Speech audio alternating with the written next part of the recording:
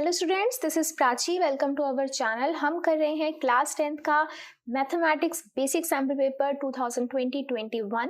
तो हम कवर कर चुके हैं अभी तक पार्ट ए, जिसके अंदर थे 20 क्वेश्चंस। अब हम इस वीडियो में कवर करेंगे पार्ट बी, जिसमें से हम करेंगे क्वेश्चन नंबर 21 to 36 कंप्लीट। तो अगर अभी तक आप लोगों ने पार्ट ए की वीडियो नहीं देखी है तो आई जस्ट एक बार जरूर देखिए, जिसका लिंक आपको आई बटन पर मिल जाएगा। तो चलिए शुरू करते हैं विद पार्ट बी का क्वेश्चन नंबर फर्स्ट। वो क्या है? क्वेश्चन नंबर है 21। तो पार्ट बी का क्वेश्चन नंबर 21 क्या कहता है? Find the coordinates of the point which divides the line segment joining the points 4, -3, 8, 5 in the ratio 3:1 internally। तो ये कौन से चैप्टर में से है? ये चैप्टर है आपका 7, दैट इज कोऑर्डिनेट ज्योमेट्री। तो अगर अभी तक आप लोगों ने इस चैप्टर की वीडियो नहीं देखी है तो इसका लिंक आपको आई बटन पर मिल जाएगा। ये पूरा का पूरा चैप्टर हमने वहां पर कवर किया हुआ है। तो आप शुरू करते हैं 21 क्वेश्चन को। Find the coordinates of the point which divides the line segment joining the point this and this। तो यानी कि हमें पता है एक लाइन सेगमेंट है जिसके पॉइंट्स क्या है 4, -3 एंड 8, 5। ठीक है, हमें उस पॉइंट की कोऑर्डिनेट्स निकालने हैं जो इस लाइन को किस रेशो में कट करती है? 3:1 में कट करती है। तो एक पॉइंट मान लेते हैं, ये पॉइंट है कोई, इसको नाम दे देते हैं ए बी, और ये पॉइंट है कोई सी, जो इस लाइन सेगमेंट को 3:1 में कट करता है। तो मुझे इसे क्या निकालने हैं? कोऑर्डिनेट्स निकालने हैं। कोऑर्डिनेट्स क्या होते हैं? एक्स वाई, वही बता रहे हैं। तो हम क्या करते हैं इस टाइप के क्वेश्चंस में, जब हमें ऐसे कोऑर्डिनेट्स ये होते हैं, हमें रेशो दिया होता है, तो हम क्या निकालते हैं? किस तरीके से निकालते हैं? By section formula. Yes, you are right. तो सेक्शन फॉर्मूला क्या होता है मैं एक बार लिख देती हूँ। तो सेक्शन फॉर्मूला यूज होता है इस टाइप के कोऑर्डिनेट्स निकालने के लिए जिसका रेशो आपको दिया होता है। कैसे लिखते हैं? छोटी सी सिंपल सी ट्रिक है। हम लिखते हैं इसको m + n divide by m + n, फिर लिखते हैं m + n divide by m + n। Simple. फिर क्या करते हैं? फिर यहाँ लिख देते हैं x2, x1, y2, y1। ये है आपका सेक्शन फॉर्मूला। अब ये सब चीजें है क्या? m क्या है, n क्या है, x y, सब चीजें क्या है? ये होता है आपका x1 y1 coordinates of first point, x2 y2 coordinates of second point, और m n होता है जिस रेशो में ये पॉइंट कट कर रहा होता है। तो हमें सब चीजें मिल गई, बस इसके अंदर वैल्यू पुट करनी है हमको। कर देते हैं वैल्यू पुट। m है 3, x2 8, n है 1, x1 है 4, m 3 + 1। सिमिलरली यहाँ भी वैल्यूज पुट करेंगे। ये सब वैल्यूज यहाँ पर पुट कर दिए। हमें यहाँ पर एक चीज ध्यान देनी होती है कि हमें वैल्यूज करेक्ट पुट करनी है। अगर आपने गलती से भी वैल्यू इधर उधर कोई पुट कर दी तो आपको क्वेश्चन गलत हो जाएगा। है कि इसके अंदर सिर्फ एक फॉर्मूला ही है, राइट। तो नेक्स्ट इसको सॉल्व करते हैं। ये हो गया 24 + 4 डिवाइड बाय 4, ये हो गया 15, 3 × 1 -3 है तो -3 डिवाइड बाय 4। तो इसको हम लिख सकते हैं 28 डिवाइड बाय 4, ये आ जाएगा 12 डिवाइड बाय 4। कैंसिल करते हैं। तो C के कोऑर्डिनेट्स क्या आ चुके हैं? 7 and 3। So this is your answer.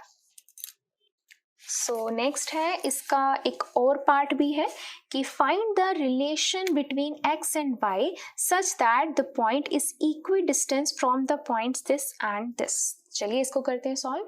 तो हमें एक रिलेशन बताना है एक्स वाई में सच दैट ये जो पॉइंट है वो इक्वी डिस्टेंस है, यानी कि इक्वल डिस्टेंस पे है इस और इस पॉइंट से। तो मैं इसको मान लेती हूँ, ये पॉइंट है P जिसके कोऑर्डिनेट्स हैं एक्स वाई, और ये है पॉइंट Q, और ये है पॉइंट R जो इक्वी डिस्टेंस पर है।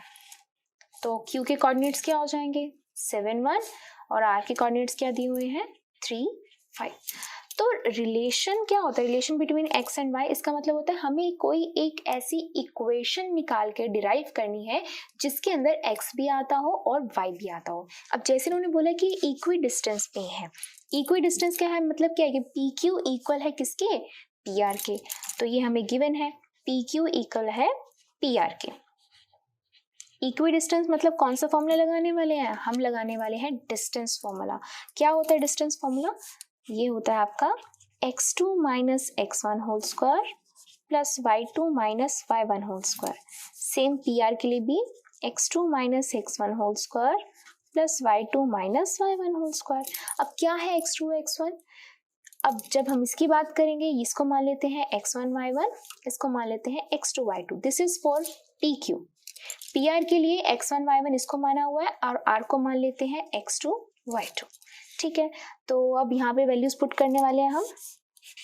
PQ के लिए x2 क्या है 7 माइनस x1 इज x का होल स्क्वायर, y2 क्या है आपके पास 1 माइनस y1 क्या है y का होल स्क्वायर। यहाँ सॉल्व करते हैं इसको। x2 is 3 minus x1 is x का whole square, y2 is 5 minus y1 is y का होल स्क्वायर। अब यहाँ पर आप देख सकते हो इधर भी रूट है, इधर भी रूट है। या तो डायरेक्ट आप रूट से रूट कैंसिल कर दो, या आप सीधा लिख दो स्क्वायरिंग बोथ साइड्स। स्क्वायरिंग करेंगे तो भी आपका रूट और स्क्वायर कैंसिल हो जाएगा। क्या बचेगा आपके पास 7 माइनस x का होल स्क्वायर 1 माइनस y का whole square is equal to 3 minus x का होल स्क्वायर 5 माइनस y का होल स्क्वायर। अब यहाँ क्या कौन से फॉर्मूलाज लगेंगे? a माइनस b का होल स्क्वायर। तो ओपन करते हैं, a square plus b square minus 2ab। 2ab करेंगे तो 2 मल्टीप्लाई 7 इंटू एक्स हो जाएगा 14x। सिमिलरली नेक्स्ट करते हैं 1 का square a square plus b square minus 2 into 1 into y। इधर चलेंगे a स्क्वायर यानी कि 3 का स्क्वायर x का स्क्वायर माइनस 2ab। जब 2ab करेंगे तो 2 multiply 3 is 6 into x. Next चलते हैं a square plus b square minus 2 into 5 यानी कि 10 इंटू y हो जाएगा। तो अब देखते हैं क्या चीज कैंसिल हो रही है, क्या चीज बच रही है। यहाँ पर देखिए यहाँ x स्क्वायर है is equal to x square, तो एक्स स्क्वायर से एक्स स्क्वायर कैंसिल हो गया। फिर y स्क्वायर है, इधर भी y स्क्वायर है, y स्क्वायर से y स्क्वायर कैंसिल हो गया। क्या बचा आपके पास 1 2 3 4, ऐसे ही 4 टर्म्स यहाँ बच गई। तो ये हो गया 49 plus 1 50 minus 14x minus 2y। यहाँ पर क्या बचा आपके पास 25 plus 9 that is 34 minus 6x minus 10y। तो अब क्या करने वाले हैं हम, या तो ये सारी टर्म्स उठा के राइट में ले आओ या ये सारी टर्म्स उठाकर लेफ्ट में ले आओ, सो दैट आपके पास कोई एक पर्टिकुलर इक्वेशन बने। तो मैं ये सारी टर्म उठा के लेकर जा रही हूँ राइट में। कैसे लिखेंगे इसको, माइनस 6x इधर आके क्या हो जाएगा प्लस 14x माइनस 10y, इधर आके क्या हो जाएगा प्लस 2y प्लस 34 माइनस इधर आके क्या हो जाएगा 50 इज इक्वल टू 0। अब 14 माइनस 6x कितना हो जाएगा 8x minus 10y plus 2y minus 8y। 34 minus 15 minus 16 is equal to 0। तो क्या आपको लग रहा है इसमें से 8 कॉमन आ रहा है? बिल्कुल आ रहा है 8 कॉमन। जब इसमें से हम 8 कॉमन ले लेंगे क्या बचेगा x minus y minus 2 is equal to 0। 8 यहाँ मल्टीप्लाई का, इधर आके डिवाइड, तो 0 डिवाइड बाय 8 खत्म। क्या बनी आपके पास equation x minus y minus 2 is equal to 0। तो ये आ गया relation between x and y। This is your answer. So हमने कर लिया है इसका सेकेंड पार्ट डन। अब करते हैं 22nd क्वेश्चन, जिसके अंदर आपको ये फिगर दी हुई है और बोला गया है LM पैरेलल है CB के और LN पैरेलल है CD के। आपको प्रूव करना है AM by MB is equal to AN by ND। इस टाइप के क्वेश्चन हमने 6 चैप्टर में किए हुए हैं, ये 6 चैप्टर से है क्वेश्चन। तो करते हैं सेकंड क्वेश्चन 22nd क्वेश्चन को। तो ये है क्वेश्चन नंबर 22। इसमें बोला गया है LM पैरेलल है किसके CB के और LN पैरेलल है किसके CD के।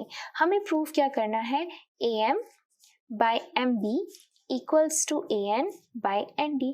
आप लोगों को याद हो तो हमने ऐसे ऐसे क्वेश्चन कर रखे हैं 6 चैप्टर में, जब हमें कोई चीज़ पैरेलल दी होती है और हमें साइड्स प्रोपोर्शन में बतानी होती है एक ट्राइंगल के, तो हम कौन सी थ्योरम अप्लाई करते हैं? Yes, you are right, that is BPT, basic proportionality theorem. वो कैसे अप्लाई करते हैं, सबसे पहले लिख लेते हैं गिवन टू प्रूव। तो हम लिख चुके हैं गिवन में क्या है और टू प्रूव क्या करना है। तो सबसे पहले देखो, हमें गिवन है LM जो है वो पैरेलल है BC के। तो ये कौन से ट्राइंगल में आ रहा है, ABC। तो लिखते हैं in triangle ABC LM parallel है किसके, CB के। ये चीज हमें गिवन है। जब हमें पैरेलल गिवन है तो मैं क्या BPT लगा दूं यहाँ पर, BPT। जैसे हम BPT लगाएंगे क्या होता है, BPT क्या कहती है कि अगर ये साइड इस साइड के पैरेलल होती है तो ये वाली, ये जो साइड्स होती हैं ये किस में आ जाती हैं, बिल्कुल प्रोपोर्शन में आ जाती हैं। एक बार मैं आपको बता देती हूँ BPT क्या होती है। अगर एक ट्राइंगल है, मान लीजिए ABC और ये है DE, अगर हमें गिवन होता है कि DE जो है वो पैरेलल है BC के, तो हम लिख सकते हैं AD divide by DB equals to AE divide by EC। ये कहती है आपकी BPT। ठीक है, यहाँ भी हम यही BPT अप्लाई करने वाले हैं। AM बाय MB इक्वल हो जाएगा AL बाय LC के। ठीक है, नेक्स्ट देखो, LN पैरेलल है CD के, LN पैरेलल है CD के। अब ये कौन से ट्राइंगल में है, ADC ट्राइंगल में है। तो इसको तो मान लेते हैं फर्स्ट इक्वेशन। फिर लिखते हैं in triangle ADC LN parallel दे रखा है CD के, ये हमें गिवन है। तो फिर से इसके अंदर BPT लगा देते हैं। BPT कैसे लगेगी, अब इसके अंदर ये इसके पैरेलल है तो लिखेंगे AN by ND equals to AL by LC।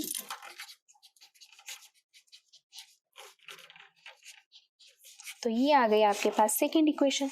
अब अगर मैं ऑब्जर्व करूं फर्स्ट और सेकेंड इक्वेशन को, ये रेशो AL बाई LC के इक्वल है, अब ये रेशो भी AL बाई LC के इक्वल है। तो क्या मैं फ्रॉम इक्वेशन 1 एंड 2 ये दोनों इक्वल लिख सकती हूँ, बिकॉज ये दोनों के दोनों इसके इक्वल है।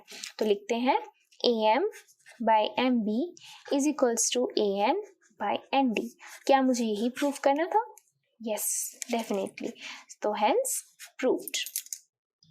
तो हमने कर लिया है क्वेश्चन नंबर 22 डन। नेक्स्ट करते हैं क्वेश्चन नंबर 23। क्या कहता है क्वेश्चन नंबर 23? तो एक बार मैं आपको बता देती हूँ, ये चैप्टर है आपका 10th, ये 10th चैप्टर से है क्वेश्चन आपका।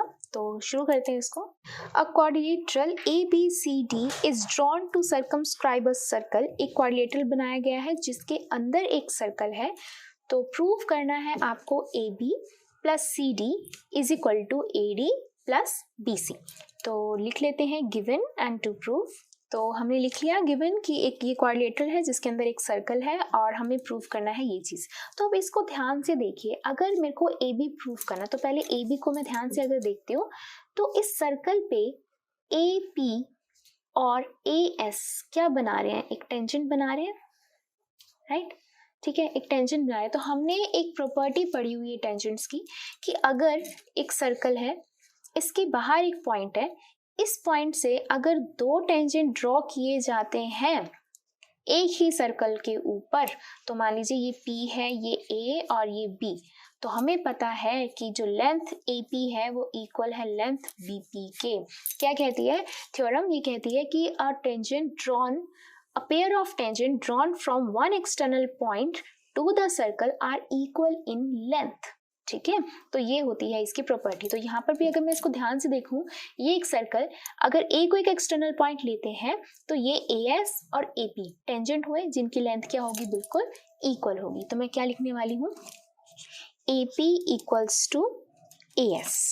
ठीक है, इसका मैं रीजन यहाँ पे लिखूंगी बट एक बार में लिखूंगी, उसको आगे चलते हैं पहले। उसके बाद क्या है, AB के लिए लिख लिया मैंने। ठीक है, फिर आता है मेरे पास नेक्स्ट पॉइंट, अगर मैं ये लेती हूँ, ठीक है, नेक्स्ट पॉइंट में क्या है, BP इक्वल होगा किसके, BQ के इक्वल होगा। यस डेफिनेटली, क्यों, अगर मैं B को एक पॉइंट ले लेती हूँ, वहां से ड्रॉ होने वाले टेंजेंट कौन से हैं, BP इक्वल्स टू BQ। तो यहाँ लिखते हैं BP equals to BQ। Next चलो, अब अगर मैं C को एक्सटर्नल पॉइंट लेती हूँ तो वहां से कैसे कौन कौन से टेंजेंट ड्रॉ हो रहे हैं, इसका नाम दे देती हूँ मैं पहले, ये है R। तो अब नेक्स्ट क्या है आपके पास कि C को अगर मैं एक पॉइंट ले लेती हूँ तो यहाँ से टेंजेंट ड्रॉ होने वाले कौन से हैं, CR एंड CQ, ये भी इक्वल होंगे लेंथ में। तो CR equals to C Q. अब डी को अगर पॉइंट लेते हैं तो वहां से टेंजेंट कौन से हैं, डी आर डी एस, तो ये होगा किसके equal, D R equals to D S. ये चारों का सेम रीजन है, तो मैं एक बड़ी सी यहाँ पर प्रॉपर्टी लिख देती हूँ। कैसे लिखेंगे इसको, length of tangents drawn from an external point to the circle are equal, कि एक एक्सटर्नल पॉइंट से जो टेंजेंट ड्रॉ हो रहे होते हैं एक सर्कल पे, उनकी जो लेंथ होती है वो क्या होती है, इक्वल होती है। तो अब ये आ गई फर्स्ट इक्वेशन, ये आ गई सेकेंड, ये आ गई थर्ड, ये आ गई फोर्थ। अब इन सभी को अगर मैं ऐड कर देती हूँ तो क्या बनेगा, A P plus B P आ जाएगा A B, C R plus D R क्या आ जाएगा, सी डी आ जाएगा। सिमिलरली राइट हैंड साइड में भी ऐसे होगा। तो मैं क्या करने वाली हूँ, एडिंग इक्वेशन 1 2 3 एंड 4, तो सबको ऐड कर देते हैं, A P plus B P plus C R plus D R. एक चीज़ मैं आपको बताना चाहूँगी, लेफ्ट वाली सारी एक साइड में ऐड होती हैं, राइट वाली सारी एक साइड में ऐड होती हैं। तो ये हो गया A S plus B Q plus C Q plus D S. चलिए अब देखते हैं क्या क्या बनता है। A P plus B P क्या बन रहा है, A B. C R plus D R क्या बन रहा है, C D is equal to A S plus D S क्या बन रहा है, A D. B Q plus C Q, B Q plus C Q क्या बन रहा है, बी सी। क्या मुझे यही प्रूफ करना था, यस यही प्रूफ करना था, हेंस प्रूफ्ड। चलिए करते हैं क्वेश्चन नंबर 24। तो क्या कहता है question number 24, draw a line segment of length 7.8 centimetre and divide it into the ratio 5:8, measure the two parts. तो सबसे पहले मैं बता देती हूँ, ये चैप्टर है आपका construction, that is 11th chapter. तो इस टाइप के क्वेश्चंस को कैसे करते हैं, तो सबसे पहले आपको एक लाइन ड्रॉ करनी है जिसकी लेंथ क्या हो, 7.8 हो। तो हम ड्रॉ कर लेते हैं एक लाइन जिसकी लेंथ है 7.8। आपको पेंसिल यूज करनी है, मैं मार्कर इसलिए कर रही हूँ सो दैट आपको ज़्यादा अच्छे से क्लियर हो सके। तो ये है यहाँ से 7.5678, तो ये पॉइंट है और एक ये, तो ये लाइन हो गई आपकी ए एंड बी जो है 7.8 सेंटीमीटर। आपने इसको किस में कट करना है, इसको डिवाइड करना है 5:8 में करना है। तो हम क्या करते हैं, हम सबसे पहले तो ये ड्रॉ कर लेते हैं, उसके बाद हम यहाँ पर ए पॉइंट पर एक्यूट एंगल बनाते हैं। एक्यूट एंगल क्या होता है, 90 से लेस। अगर मैं इसका सीधा स्ट्रेट बनाती हूँ, ये चीज़ ये तो 90 हो गया, 90 से कम कोई भी लाइन में ड्रॉ करती हूँ वो क्या होगी, आपकी एक्यूट एंगल होगा। तो मैं यहाँ पर डायरेक्ट एक लाइन ड्रॉ कर देती हूँ जो ऑटोमेटिकली मेरे को बता रही है कि ये क्या है, एक्यूट एंगल है, ठीक है, क्योंकि इस लाइन से तो छोटा ही है, राइट। तो अब हमने क्या करना है, हमने देखना है कि मुझे 5:8 में कट करना है, राइट, 5:8 में। तो 5 + 8 टोटल कितना हुआ, 13, ठीक है। पहले इसका मतलब देखो कि मैंने इसको 13 पार्ट में कट क्यों करने वाली हूँ मैं, ध्यान से सुनिए। 5:8 यानी कि पहला 5th पार्ट यहाँ हो, बाकी 8th पार्ट यहाँ हो, तो टोटल ये कितना बोल रहे हैं, कितना पार्ट हुआ टोटल हो गया 13th पार्ट, है ना। तो पहला 5 लास्ट वाला 8, तो टोटल हो गया 13। तो इसलिए मैं यहाँ पे आर्क लगाऊंगी 13th। अब यहाँ पर मैं आर्क लगाने वाली हूँ 13th। अब आप लोग बोलोगे लाइन को तो मेरे को इसको डिवाइड करना है, मैं इस लाइन को क्यों कर रही हूँ। ये बहुत ही इंटरेस्टिंग है, एक छोटा सा मैजिक है जो मैं आपको इस क्वेश्चन के बिल्कुल लास्ट में बताऊंगी। तो सबसे पहले हम कंस्ट्रक्शन कर लेते हैं।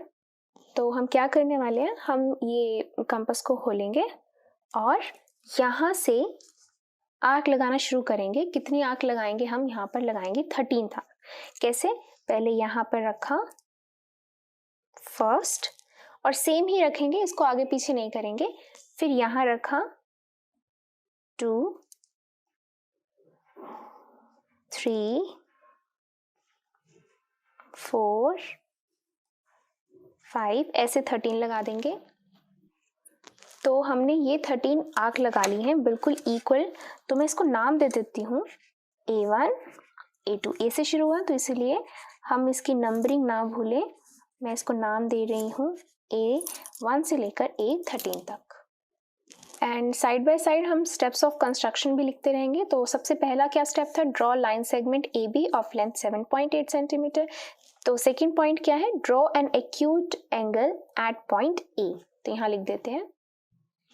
और थर्ड स्टेप क्या है, हमने क्या किया है, हमने मार्क करे हैं, हमने यहाँ पे जो आर्क्स लगाई हैं 13 आर्क्स लगाई हैं सच दैट इन सब का जो डिस्टेंस है वो सेम है, A1, A1, A2 इन सब का डिस्टेंस सेम है। तो उसको लिखेंगे कैसे, ड्रॉ आर्क्स फ्रॉम ए से हम आर्क ड्रॉ करते जाएंगे एंड नेम करो उनको A1, A2, A3 up to A13 such that कि इनके बीच का जो डिस्टेंस हो वो बिल्कुल सेम हो, जैसे कि A1, A1, A2, A2, A3 इन सब का जो डिस्टेंस है अप टू A12, A13 तब सबका डिस्टेंस क्या हो, इक्वल हो। राइट ये कर लिया हमने। अब नेक्स्ट स्टेप क्या है, नेक्स्ट स्टेप है मेरे को A13 को ज्वाइन करना है किससे, B से। तो मैं ये पॉइंट इस पॉइंट से ज्वाइन कर दूंगी। तो क्या लिखेंगे, ज्वाइन A13 B। ठीक है, अब ध्यान से देखिए मुझे नेक्स्ट स्टेप क्या करना है। अब यहाँ पर बोला है 5, ठीक है, तो यहाँ पर 5 ये चीज है, मेरे को यहाँ से एक बिल्कुल पैरेलल लाइन ड्रॉ करनी है, इस लाइन के बिल्कुल पैरेलल लाइन ड्रॉ करनी है यहाँ पर। तो हमने 9th स्टैंडर्ड में पढ़ा हुआ है हम पैरेलल कैसे ड्रॉ करते हैं। सबसे पहले हम यहाँ पे कंपास लेंगे और यहाँ पर एक आर्क लगाएंगे, खोलकर यहाँ पर हम एक आर्क लगाएंगे। सेम चीज हम यहाँ पे भी करेंगे, इसको सेम जो हमने ओपन किया हुआ था वहीं से हमने इसको आर्क लगा दी। राइट लगा दिया आर्क। अब हम क्या करने वाले हैं, नेक्स्ट स्टेप क्या है, हम यहाँ से लेकर यहाँ तक के डिस्टेंस को मेजर करेंगे। ये वाली जो लेंथ है इसको मेजर करेंगे, करके मेजर, और यहाँ पे हम आर्क लगाएंगे। ये आएगी आपकी इस तरह से, ये आपने आर्क लगा ली। जैसे आपने यहाँ से ये आर्क लगाई, सेम चीज करोगे आप यहाँ पर रखकर इसको यहाँ से आर्क लगा दोगे। तो इसका मतलब क्या होता है, हमने सेम एंगल से ड्रॉ किया, राइट, मतलब जितना एंगल ये होगा उतना ही एंगल ये होगा। अब क्या करेंगे, हम A5 को इससे ज्वाइन करेंगे और उस लाइन को एक्सटेंड कर देंगे और वो क्या होगी, बिल्कुल पैरेलल होगी इसके, इस तरीके से ये चीज। तो बिल्कुल इसके क्या हो जाएगी, ये लाइन पैरेलल। इसको नाम दे देते हैं C पॉइंट। अब इसमें क्या लिख देंगे, draw A5 C such that A5C parallel to A13 B, यानी कि हम A5 to C ड्रॉ करें जैसे कि ये बिल्कुल लाइन इस लाइन के बिल्कुल क्या हो जाए, पैरेलल हो जाए। और अब उन्होंने क्या बोला है, measure the 2 parts, in 2 parts को मेजर करो। तो चेक करते हैं AC और CB कितना आता है। तो इसको मेजर करते हैं, A से लेकर C तक आपका आ रहा है exact 3 centimetre A to C, और फिर ये कितना आ जाएगा, ये आएगा आपका 4.8, यहाँ से यहाँ तक आएगा 4.8। तो आप देख सकते हो दोनों को प्लस करोगे तो क्या बन रहा है, 7.8। तो हमने क्या कर दिया, इसको 5:8 के अंदर डिवाइड कर दिया। चलिए अब मैं आपको इंटरेस्टिंग बात बताती हूँ कि हमने तो इसको डिवाइड किया है ना, इस लाइन को डिवाइड किया है 5:8 के अंदर, टोटल 13 है, 5:8 में इसको डिवाइड किया है। तो ये ऑटोमेटिकली ये कैसे हो गई, है ना, ये अपने आप कैसे होगी, हमने तो सिर्फ एक पैरेलल लाइन ड्रॉ करी है। यहां से याद करो चैप्टर 6 क्या कहता है, चैप्टर 6 में बीपीटी क्या कहती है कि अगर एक ट्राइंगल है, ये A है, ये B है, ये C है, और ये एक लाइन पैरेलल है यानी कि DE पैरेलल है, अगर गिवन है DE पैरेलल है BC के, तो क्या AD बाई DB का रेशो इक्वल होता है AE बाई EC के, राइट, कि जब हमारी ये इसके पैरेलल होती है। अब देखो हमने सेम यहाँ पर अप्लाई करो, ये इसके पैरेलल है तो इसका A, यहाँ से मैं लिख देती हूँ आपको, A5C पैरेलल है BA13 के, सच दैट यहाँ से आपको क्या पता चल रहा है, A5 divide by A5 A13 किसके इक्वल होगा? AC बाय CB के, राइट। तो ये हमने कितने रेशो में कट किया है? ये है 5/8 में, तो उतना ही रेशो आ गया आपका AC बाय CB का। ये था आपका छोटा सा मैजिक, जिससे आपको पता चला कि लाइन तो मैंने इसको कट किया है, ये ऑटोमेटिकली हो गई सिर्फ पैलेट ड्रॉ करने से। तो यहाँ कौन सी थ्योरम लगी है? ये लगी है BPT, बेसिक प्रोपोर्शनैलिटी थ्योरम। तो ये था क्वेश्चन नंबर 24। चलिए करते हैं क्वेश्चन नंबर 24th डन। चलिए करते हैं 25th। क्या कहता है? Given 15 cot A is equal to 8, find sin A and secant A। तो लिख लेते हैं इसको अच्छे से एक बार। तो सबसे पहले 15 यहाँ मल्टीप्लाई का, यहाँ के क्या हो जाएगा? डिवाइड का। तो कैसे लिखेंगे? cot A is equal to 8/15, right. और ये है sin A और ये है secant A। तो मुझे sin निकालना है और secant निकालना है। तो मुझे पता है इन सब का ट्रिग्नोमेट्रिक रेशो में कैसे निकालती हूँ? मैं निकालती हूँ इस तरीके से, पंडित बद्री प्रसाद हर हर भोले सोना चांदी तोले। परपेंडिकुलर बाय हाइपोटेन्यूज होता है साइन, ये है perpendicular by hypotenuse. Base by hypotenuse होता है कॉस। कॉस जो है वो सीकेंट का रेसिप्रोकल होता है। अगर कॉस बेस बाय हाइपोटेन्यूज है तो सीकेंट क्या हो जाएगा? Hypotenuse by base. फिर परपेंडिकुलर बाय बेस होता है आपका टैन, और टैन जो होता है वो रेसिप्रोकल होता है कोट का। तो जो कोट होगा वो क्या हो जाएगा? Base by perpendicular. तो ये आ गया बेस बाय परपेंडिकुलर। तो जैसे ही मेरे पास बेस बाय परपेंडिकुलर आया, क्या मैं इसको एक ट्राइंगल में ड्रॉ कर सकती हूँ? यस। तो क्या लिख देंगे इसको? ABC। ए की बात हो रही है, cot A sine A secant A, तो मैंने ये ए वाला एंगल ले लिया, ठीक है। ए के सामने वाला क्या होता है? हमेशा परपेंडिकुलर होता है। तो यहाँ परपेंडिकुलर कितना आ रहा है? बी के सामने क्या है? 15। 90 के सामने वाला क्या होता है? हाइपोटेन्यूज होता है। जो बच गया वो क्या होता है? बेस। बेस क्या है आपके पास? 8, राइट। तो आपके पास क्या आ गया? परपेंडिकुलर भी आ गया, आपके पास बेस भी आ गया। साइन के लिए हमें क्या चाहिए? Perpendicular by hypotenuse. तो परपेंडिकुलर है आपके पास BC और हाइपोटेन्यूज है आपकी AC। तो BC की वैल्यू है 15, अब AC की तो वैल्यू नहीं है, तो AC की वैल्यू कैसे निकालेंगे हम? By Pythagoras theorem. तो हम लगाते हैं in triangle ABC by Pythagoras theorem क्या कहती है? Hypotenuse square is equal to perpendicular square plus base square. Hypotenuse है AC स्क्वायर, परपेंडिकुलर 15 का स्क्वायर, बेस इज 8 का स्क्वायर। इसको सॉल्व कर लेते हैं, तो इसको प्लस कर देंगे, ये आ जाएगा आपका 289, जिसका रूट क्या होता है? 17। तो यहाँ पे पुट करते हैं, ये आ जाएगा 15/AC आ चुका है कितना? 17। यहाँ सेंटीमीटर नहीं लिखेंगे क्योंकि यहाँ पे इन्होंने रेशियो लिखा हुआ है, तो इसलिए नीड नहीं है।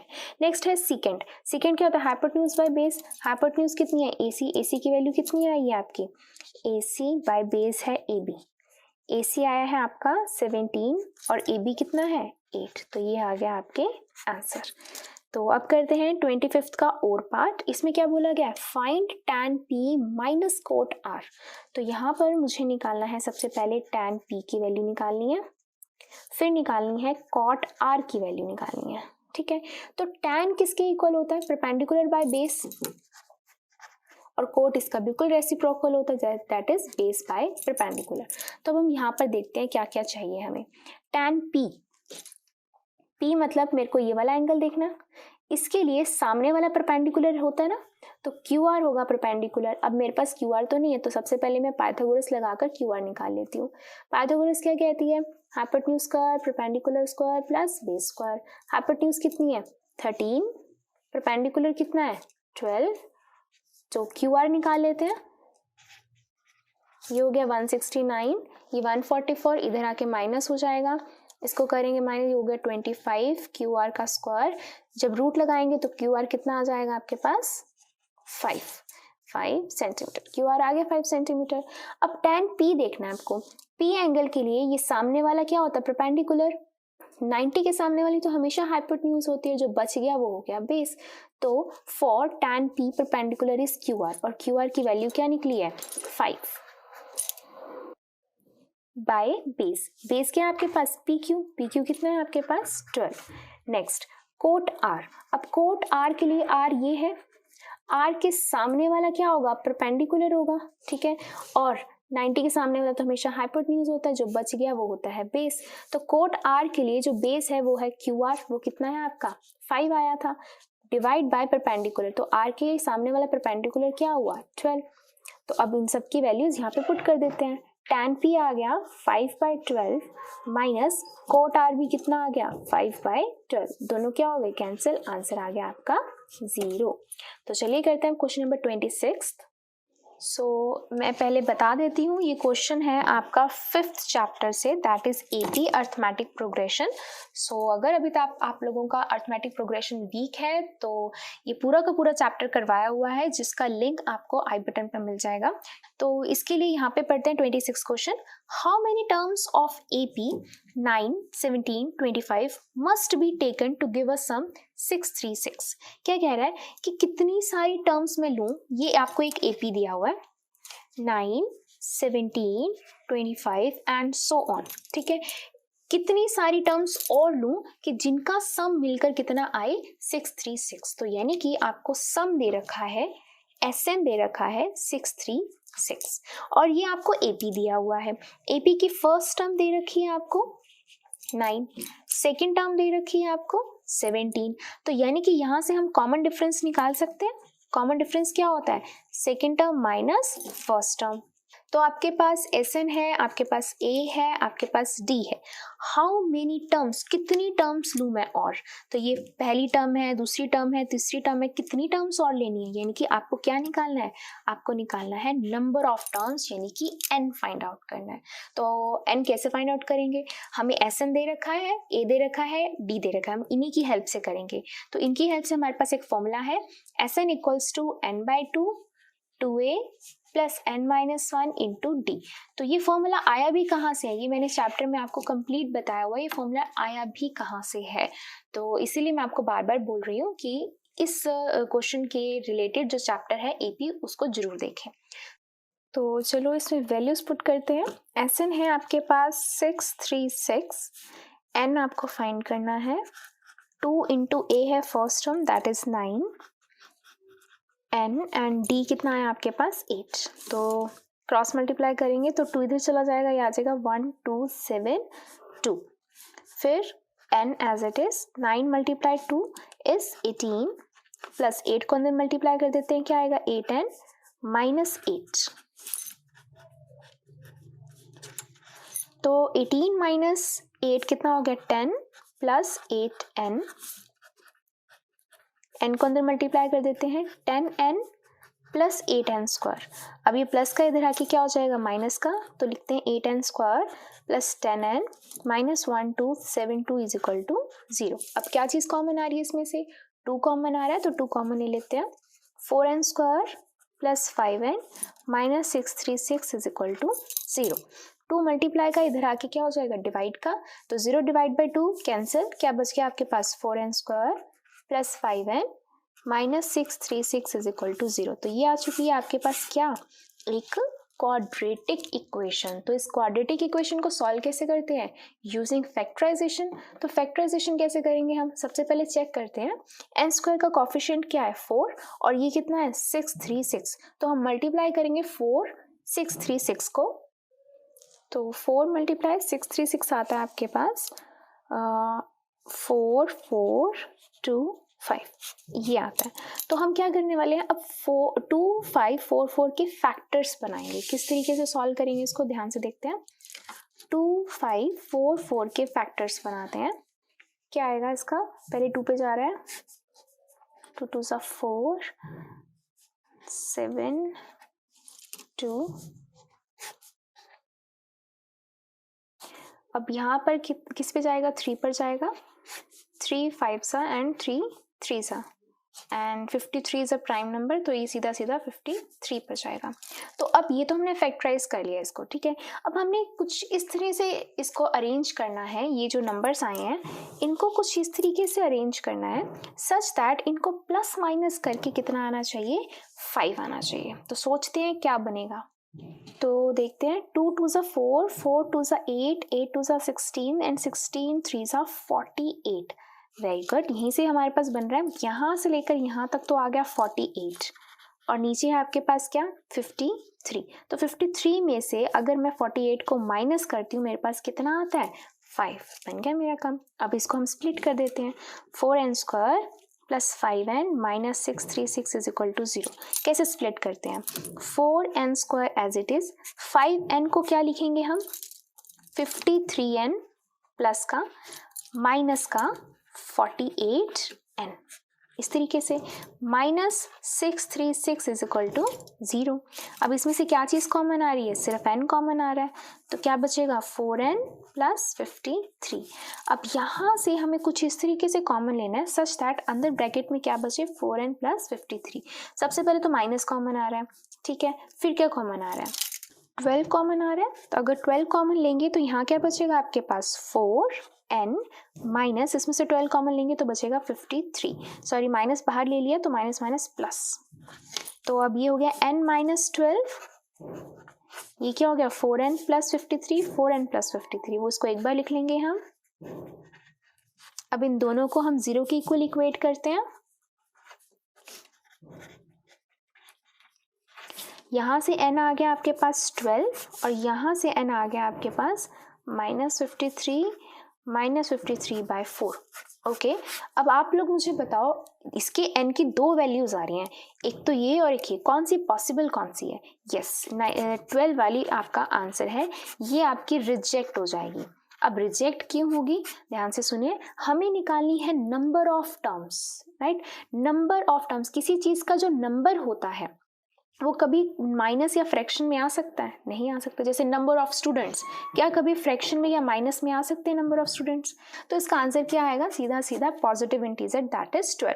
यानी कि अगर हम 12 आगे नंबर ऑफ टर्म्स को लेते हैं और उनका प्लस करते हैं तो कितना आंसर आएगा आपका 636 आंसर आएगा। तो चलिए करते हैं क्वेश्चन नंबर 27।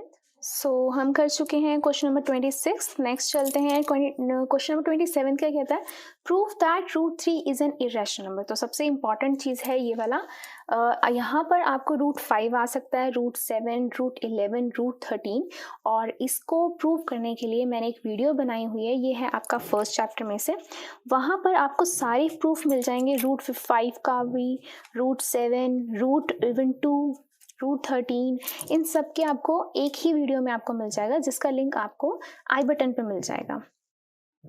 तो इस क्वेश्चन के लिए वहाँ पर जरूर विजिट करें।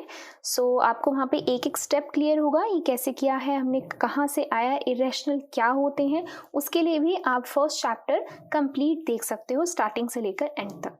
तो आई होप आप 27th क्वेश्चन इस आई बटन से कंप्लीट कर लेंगे। नेक्स्ट चलते हैं क्वेश्चन नंबर 28 पर। तो क्वेश्चन नंबर जो 28 है वो चैप्टर है आपका 10th से। सो क्या कहता है question number 28, to tangents TP and TQ are drawn to a circle with center O from an external point T. Prove that angle PTQ, ये वाला जो एंगल है वो ट्वाइस है किसके, OPQ के, इस एंगल के ट्वाइस है। दिस इज वेरी इंपॉर्टेंट, ये एक एग्जाम्पल है 10th चैप्टर का। तो चलिए इसको शुरू करते हैं। तो यहाँ पर इस फिगर में देखते हैं, ये TP एंड TQ दो टेंजेंट्स हैं, ये सेंटर है, हमें प्रूव करना है ये जो एंगल है वो इस एंगल का डबल है, ठीक है। तो ये एंगल किस ट्राइंगल में आ रहा है, TPQ ट्राइंगल में आ रहा है। तो पहले इस ट्राइंगल की इंफॉर्मेशन लेते हैं। तो उससे पहले लिख लेते हैं गिवन क्या है और टू प्रूफ क्या करना है हमें। तो गिवन क्या है कि TP और TQ क्या है, टेंजेंट्स हैं, ठीक है। TP and TQ are tangents.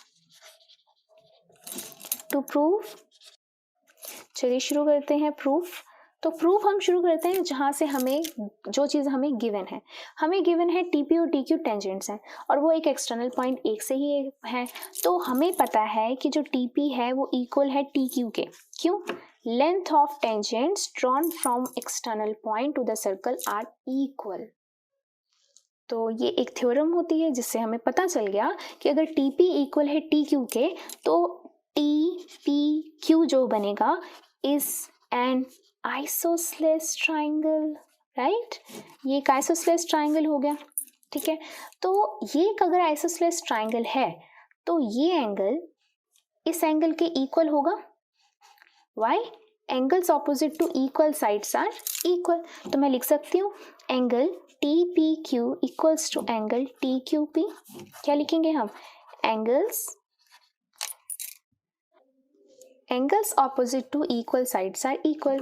तो ये इक्वल साइड्स हैं, तो इसके ऑपोजिट जो एंगल्स होंगे वो भी क्या होंगे? इक्वल होंगे। तो हम किसकी इंफॉर्मेशन निकाल रहे हैं? हम निकाल रहे हैं पी टी क्यू ट्राइंगल की इंफॉर्मेशन निकाल रहे हैं। तो अब लेते हैं in triangle P T Q. ठीक है, हमें पी टी क्यू इसको प्रूव करना है इस एंगल के ट्वाइस। तो हम इस ट्राइंगल के अंदर मान लेते हैं ये एंगल है आपका थीटा, राइट। तो हम लिखते हैं angle theta plus T P Q plus T Q P, इन सब का सम किसके इक्वल होगा? 180 के इक्वल होगा। इसको एंगल नहीं लिखेंगे, सीधा सीधा थीटा लिख सकते हैं। इसको क्या लिखेंगे हम? Angle sum property. Angle sum property क्या कहती है कि एक ट्राइंगल के अंदर जितने भी एंगल्स होते हैं उनका सम 180 के इक्वल होता है, राइट। अब ये एंगल इस एंगल के इक्वल है और ये थीटा है, तो मैं इसको ऐसे लिख सकती हूँ angle T P Q plus इसको भी एंगल टी पी क्यू लिख सकती हूँ, बिकॉज हमने अभी अभी बताया ये दोनों एंगल जो है वो क्या है? इक्वल है, राइट। तो ये क्या हो गया आपके पास? 2 of angle T P Q, theta plus 2 of angle T P Q equals to 180 degree, right. तो मैं यहाँ से वैल्यू किसकी निकालने वाली हूँ? मैं यहाँ से वैल्यू निकाल लेती हूँ थीटा की, ठीक है। तो ये आ गया आपके पास theta equals to 180 minus 2 of angle T P Q. मैंने थीटा की वैल्यू क्यों निकाली है? क्यों? क्योंकि मुझे उसको पी टी क्यू क्या है? वो थीटा ही तो है, पी टी क्यू थीटा है, तो मैंने इसकी वैल्यू निकाल ली है, राइट। तो बाकी हम चलते हैं अब इस ट्राइंगल के ऊपर। ओ पी क्यू, हमें क्या पता चलेगा इंफॉर्मेशन ओ पी क्यू से? देखो, ये एक रेडियस है, ये एक टेंजेंट है, ठीक है। हमने कौन सी थ्योरम पढ़ी हुई है ऐसे? ये थ्योरम पढ़ी हमने 10.1 कि अगर एक रेडियस और एक टेंजेंट एक पॉइंट पे, इस पॉइंट ऑफ कांटेक्ट पे होते हैं, तो यहाँ पर ये वाला जो एंगल होता है कंप्लीट, वो किसके इक्वल होता है? 90 के इक्वल होता है। अब हम इसको यूज करने वाले हैं, तो लिखेंगे कैसे? हम लिखेंगे angle O P Q plus angle T P Q is equal to 90 degree. क्यों? यहाँ पे थ्योरम आ जाएगी आपके पास 10.1। आपने थ्योरम 10.1 ऐसे नहीं लिखनी है, आपने प्रॉपर लिखना है कि radii to the tangent is equal to 90 degree, ठीक है। जो रेडियाई होती है वो परपेंडिकुलर होती है टेंजेंट के ऊपर। तो आप सीधा यहाँ पर ऐसे भी लिख सकते थे angle O P T equals to 90 degree. तो यहाँ से हमने ओ पी टी को स्प्लिट करके लिख दिया O P Q plus T P Q equals to 90 degree, right. तो अब देखो, मुझे प्रूव करना है पी टी क्यू और ओ पी क्यू, ठीक है। तो ओ पी क्यू तो इसके अंदर आ रहा है, तो मैं ओ पी क्यू को एज इट इज रहने देती हूँ। अब टी पी क्यू मेरे को प्रूव नहीं करना, इनफैक्ट टी पी क्यू की बजाय मुझे प्रूव करना है पी टी क्यू। तो अब मैं देखती हूँ मैंने कहाँ से निकाली थी, यहाँ से निकाली थी टी पी क्यू। तो मैं यहाँ से वैल्यू निकाल लूँ इसकी। कैसे निकलेगी इसकी वैल्यू? ये इक्वेशन थी, यहाँ से मैं निकाल लेती हूँ किसकी वैल्यू? टी पी क्यू की, क्योंकि मुझे ये वैल्यू चाहिए यहाँ पर। तो क्या निकलेगी? Theta minus 180 equals to minus 2 of angle T P Q, ठीक है। तो अब यहाँ पर क्या हो जाएगा? -2 है, नीचे आके क्या हो जाएगा? डिवाइड का, तो ये हो जाएगा theta divide by -2 minus 180 divide by -2 T P Q. ये इससे कैंसिल, ये इससे कैंसिल 90, तो ये हो गया 90 प्लस का माइनस का थीटा बाय 2, ये हो गया टी पी क्यू आपका। तो ये वैल्यू अब हम यहाँ पर डायरेक्ट पुट करने वाले हैं, तो 90 minus theta by 2 equals to 90। अब यहाँ पर 90 है, यहाँ पर भी 90 है, कैंसिल हो जाएगा। O P Q minus theta by 2 इधर आके क्या हो जाएगा? Plus theta by 2, cross multiply 2 of O P Q equals to theta, और थीटा हमने माना क्या हुआ है? P T Q. तो 2 of O P Q equals to angle PTQ। So ये आपका हो गया प्रूफ, जो आपने प्रूफ करना। तो हम इसको एक बार इन ब्रीफ देखते हैं क्या किया हमने। हमने सबसे पहले देखा कि कौन से ट्राइंगल के अंदर ये चीज़ आ रही है, कौन सी PTQ आ रही है। तो PTQ ट्राइंगल लिया, उसकी इंफॉर्मेशन निकाली, उससे हमें पता चला कि ये एक आइसोसेलेस ट्राइंगल है। जैसे आइसोसेलेस ट्राइंगल पता चला कि उसके ऑपोजिट एंगल्स भी तो इक्वल होंगे, angles opposite to equal, sides are equal. तो इन दो एंगल्स को हमने इक्वल लिखा और इसके अंदर लगा दी एंगल सम प्रॉपर्टी, जिससे मेरे पास इस थीटा की वैल्यू आ गई, राइट। तो ये हमने थीटा की वैल्यू निकाल ली। जैसे थीटा की वैल्यू निकाली, अब हमने जंप किया इसके ऊपर, इसकी इंफॉर्मेशन निकाली। इसकी इंफॉर्मेशन के लिए हमें पता चला रेडियाई और जो टेंजेंट होते हैं वो एक 90 डिग्री पर होते हैं। तो उसको हमने स्प्लिट कर लिया इस ट्राइंगल में और इस एंगल में। जैसे हमने इस एंगल में लिखा, हमें ये एंगल तो चाहिए था, हमें ये एंगल नहीं चाहिए था। इस एंगल की वैल्यू हमने निकाली यहाँ से, ठीक है। जैसे हमने यहाँ से एंगल की वैल्यू निकाली, इसके अंदर पुट करी, हमारे पास वहीं से सॉल्व हो गया। Very simple. चलिए करते हैं क्वेश्चन नंबर 29। सो हमने कर लिया है 28th टर्न। नेक्स्ट करते हैं हम question number 29। Meena went to a bank to withdraw ₹2000. She asked the cashier to give her ₹50 and 100 notes only. Meena got 25 notes in all. Find how many notes 50 and 100 she received. तो ये कौन से chapter में से है? ये चैप्टर है आपका थर्ड। तो थर्ड चैप्टर भी अगर आपका वीक है, आपको नहीं पता डिफरेंट सॉल्यूशन के ग्राफिकल, सब्स्टिट्यूशन, एलिमिनेशन मेथड, ये सारे के सारे हमने इस चैप्टर में कवर किए हुए हैं। तो जिसका लिंक आपको आई बटन पर मिल जाएगा। इस सॉल्यूशन ये चैप्टर आपको कंप्लीट मिलेगा exercise 3.1 to 3.7 with optional exercise. So शुरू करते हैं विद क्वेश्चन नंबर 29। तो मीना गई बैंक, वहाँ से उसको 2000 रुपीज़ निकालने थे। उसने कैशियर को बोला मुझे सिर्फ 50 और 100 रुपीज़ के नोट देना। मीना को टोटल नोट मिले 25। हमें बताना है कि कितने नोट उसको 50 के मिले, कितने नोट उसे 100 के मिले। तो जहाँ से हमसे पूछा जाता है वहीं से हम लेट कर लेते हैं। Let the number of ₹50 note is equal to X, let the number of ₹100 notes is equal to Y। तो हमने लेट कर लिया, ये X नोट है, ये Y नोट है। Now according to question total note कितने मिले हैं उसको? 25 नोट मिले हैं, यानी कि 50 रुपीज़ के नोट प्लस 100 रुपीज़ के नोट, दैट इज़ Y। तो कितने मिले हैं उसको? टोटल 25 मिले हैं। तो ये आ गया आपके पास फर्स्ट इक्वेशन। उसके बाद 50 रुपीज़ के नोट जितने मिले, 100 रुपीज़ के जितने नोट मिले, टोटल मिला के उसके पास कितनी मनी हो गई? 2000 रुपीज़ मनी हो गई। तो ये हो गया 50 इंटू X, यानी कि total money by ₹50 notes plus 100 into Y, यानी कि total money by ₹100 notes. Total money कितनी हुई है आपके पास? 2000। तो इसमें से क्या कॉमन आ रहा है आपके पास? 50 कॉमन आ रहा है। 50 कॉमन ले लेते हैं। जब 50 कॉमन लेंगे अंदर क्या बचेगा? X plus 2Y is equal to 2000। तो ये है मल्टीप्लाई, यहाँ आके हो जाएगा डिवाइड का, कैंसल, ये आ गया आपके पास 40। तो x plus 2y equals to 40। ये आ गया आपके पास सेकेंड इक्वेशन। ये है फर्स्ट, ये है सेकेंड। तो जब आपके पास इससे 2 इक्वेशंस आ जाती हैं, हमने बहुत सारे मेथड किए हुए हैं सॉल्व करने के, राइट। तो उनमें से कोई एक एलिमिनेशन मेथड लगा लेते हैं हम। ये होता है एलिमिनेशन मेथड। अब एलिमिनेशन का मतलब क्या है कि इन दोनों में से कोई एक एलिमिनेट हो जाएगा, यानी कि x या y। तो कैसे करेंगे? सबसे पहले देखते हैं कि x का कोफिशिएंट दोनों में 1 है, तो हमें इक्वेट करने की जरूरत नहीं है कोफिशिएंट्स को। सीधा हम क्या करेंगे? साइन चेंज कर देंगे। 40 प्लस का है तो माइनस का, plus minus plus minus, x minus x cancel, y minus 2y minus 5, minus 40 plus 25 minus 15, minus से माइनस कैंसिल, y आ गया कितना? 15। अब y 15 आ चुका है, चाहे आप उसको फर्स्ट इक्वेशन में पुट करके x की वैल्यू निकालो, चाहे सेकंड में। मैं फर्स्ट यूज कर रही हूँ। y की वैल्यू आ गई थी 15, तो 15 25 माइनस 15, ये कितना हो गया आपके पास? 10। x की वैल्यू आ गई 10। x क्या थे? ₹50 के नोट्स। तो ₹50 के जो नोट्स आए हैं वो आए हैं आपके पास 10, और ₹100 के जो नोट्स आए हैं वो कितने आए हैं आपके पास? 50। सो ये है आपका आंसर। चेक करेंगे क्या ये आपका आंसर करेक्ट है, ये नहीं है।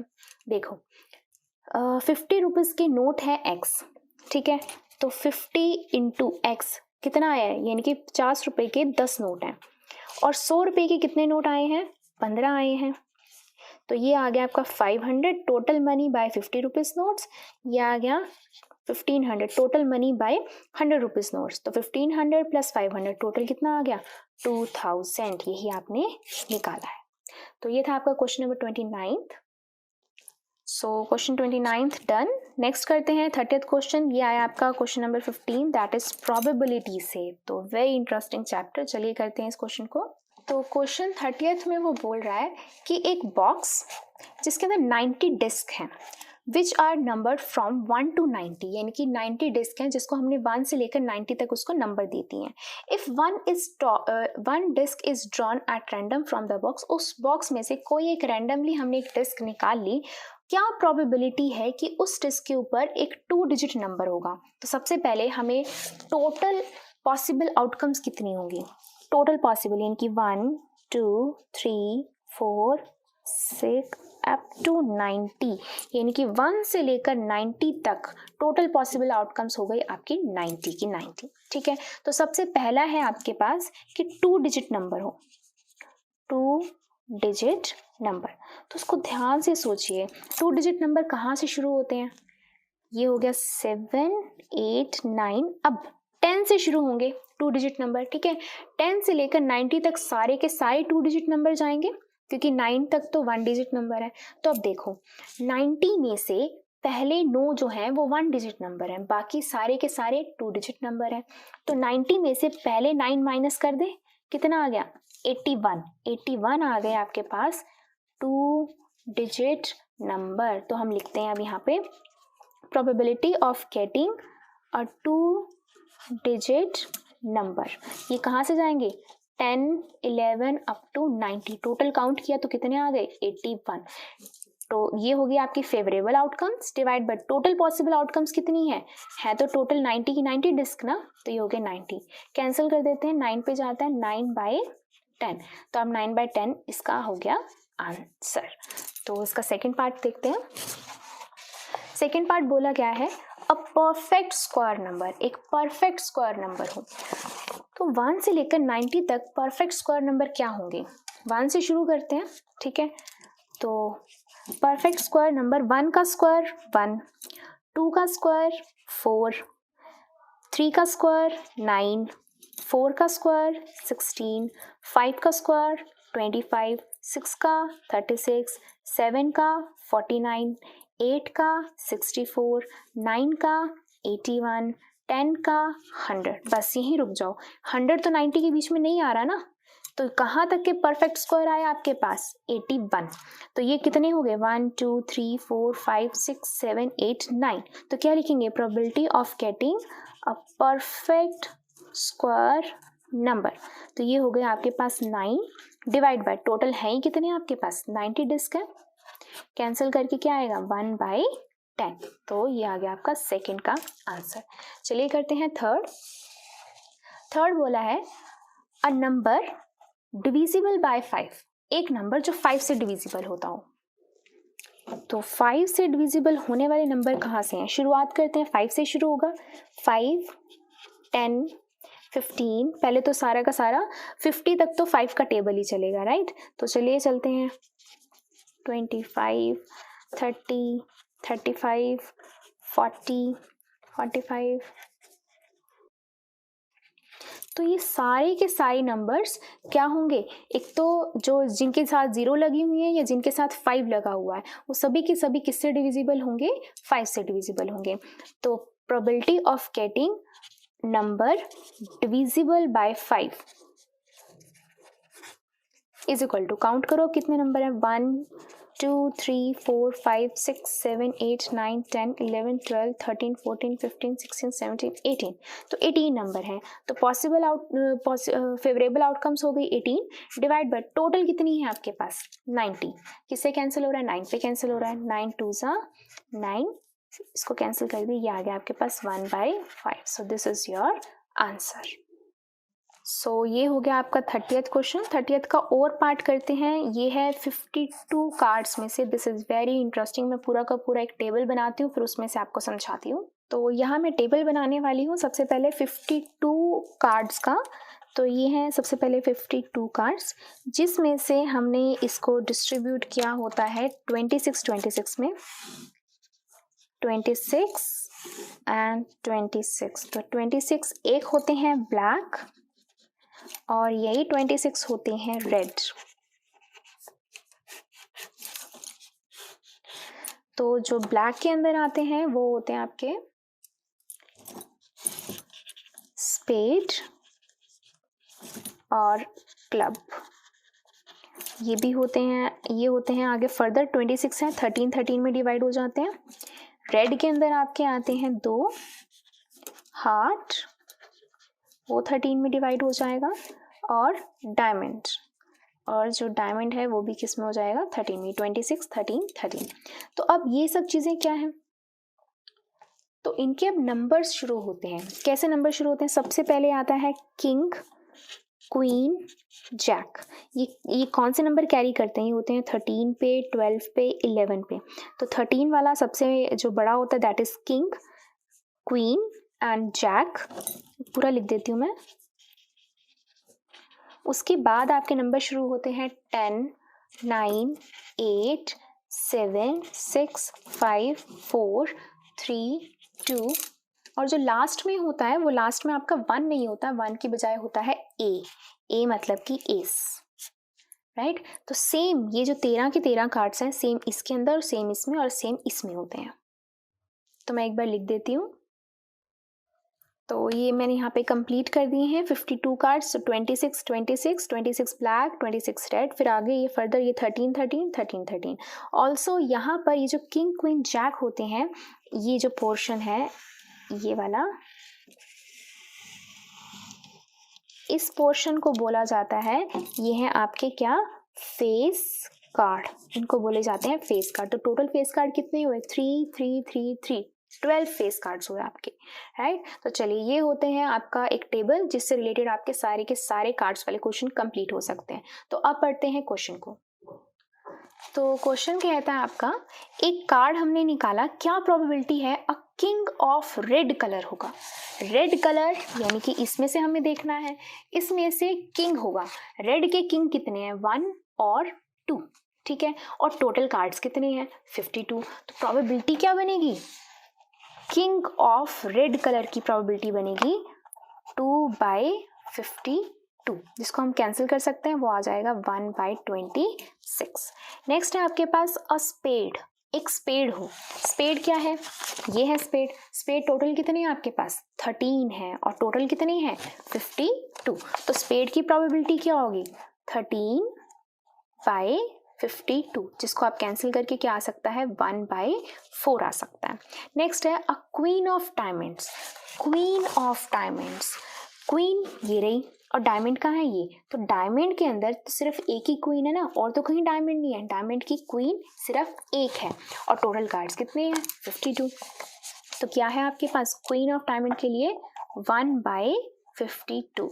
तो अब मेरा आपसे क्वेश्चन है, अगर मैं आपसे पूछूं कि क्या प्रोबेबिलिटी होगी क्वीन ऑफ हार्ट की, राइट। तो कमेंट बॉक्स में जरूर कमेंट करना कि क्या प्रोबेबिलिटी होगी क्वीन ऑफ हार्ट की।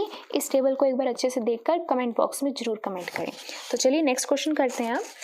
तो नेक्स्ट क्वेश्चन है अब आपका, ये डन, ये है 31st। मेटालिक स्फीयर है जिनके रेडियाई 6, 8, 10 है। इनको हमने मेल्ट किया और एक बड़ा सा रिजल्टिंग स्फीयर बनाया। ये क्वेश्चन नंबर है आपका 13th चैप्टर से। तो शुरू करते हैं 31st क्वेश्चन। तो 3 स्फीयर्स हैं, एक ये और एक ये। इसका रेडियस है आपका 6 सेंटीमीटर, इसका रेडियस है 8 सेंटीमीटर और इसका रेडियस है 10 सेंटीमीटर। इन सब को मेल्ट कर दिया गया और एक बड़ा सा स्फीयर बनाया गया, ठीक है। अब हमने इस स्फीयर का क्या निकालना है, रेडियस निकालना है।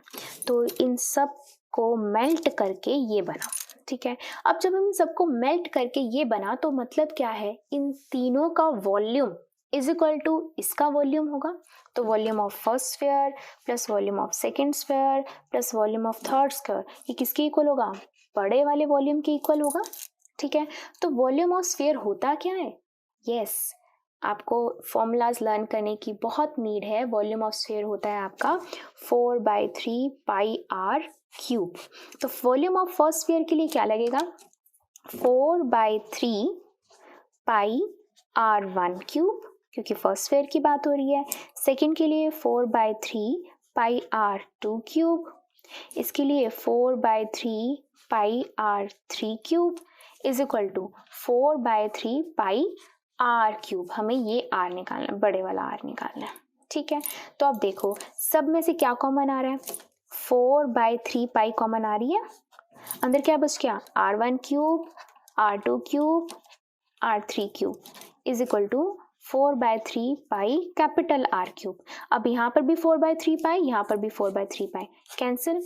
R1 की वैल्यू क्या है, 6 का क्यूब, R2 8 का क्यूब, R3 10 का cube is equal to R cube. तो 6 का क्यूब क्या होता है, 6 6 36, 36 मल्टीप्लाई 6 216।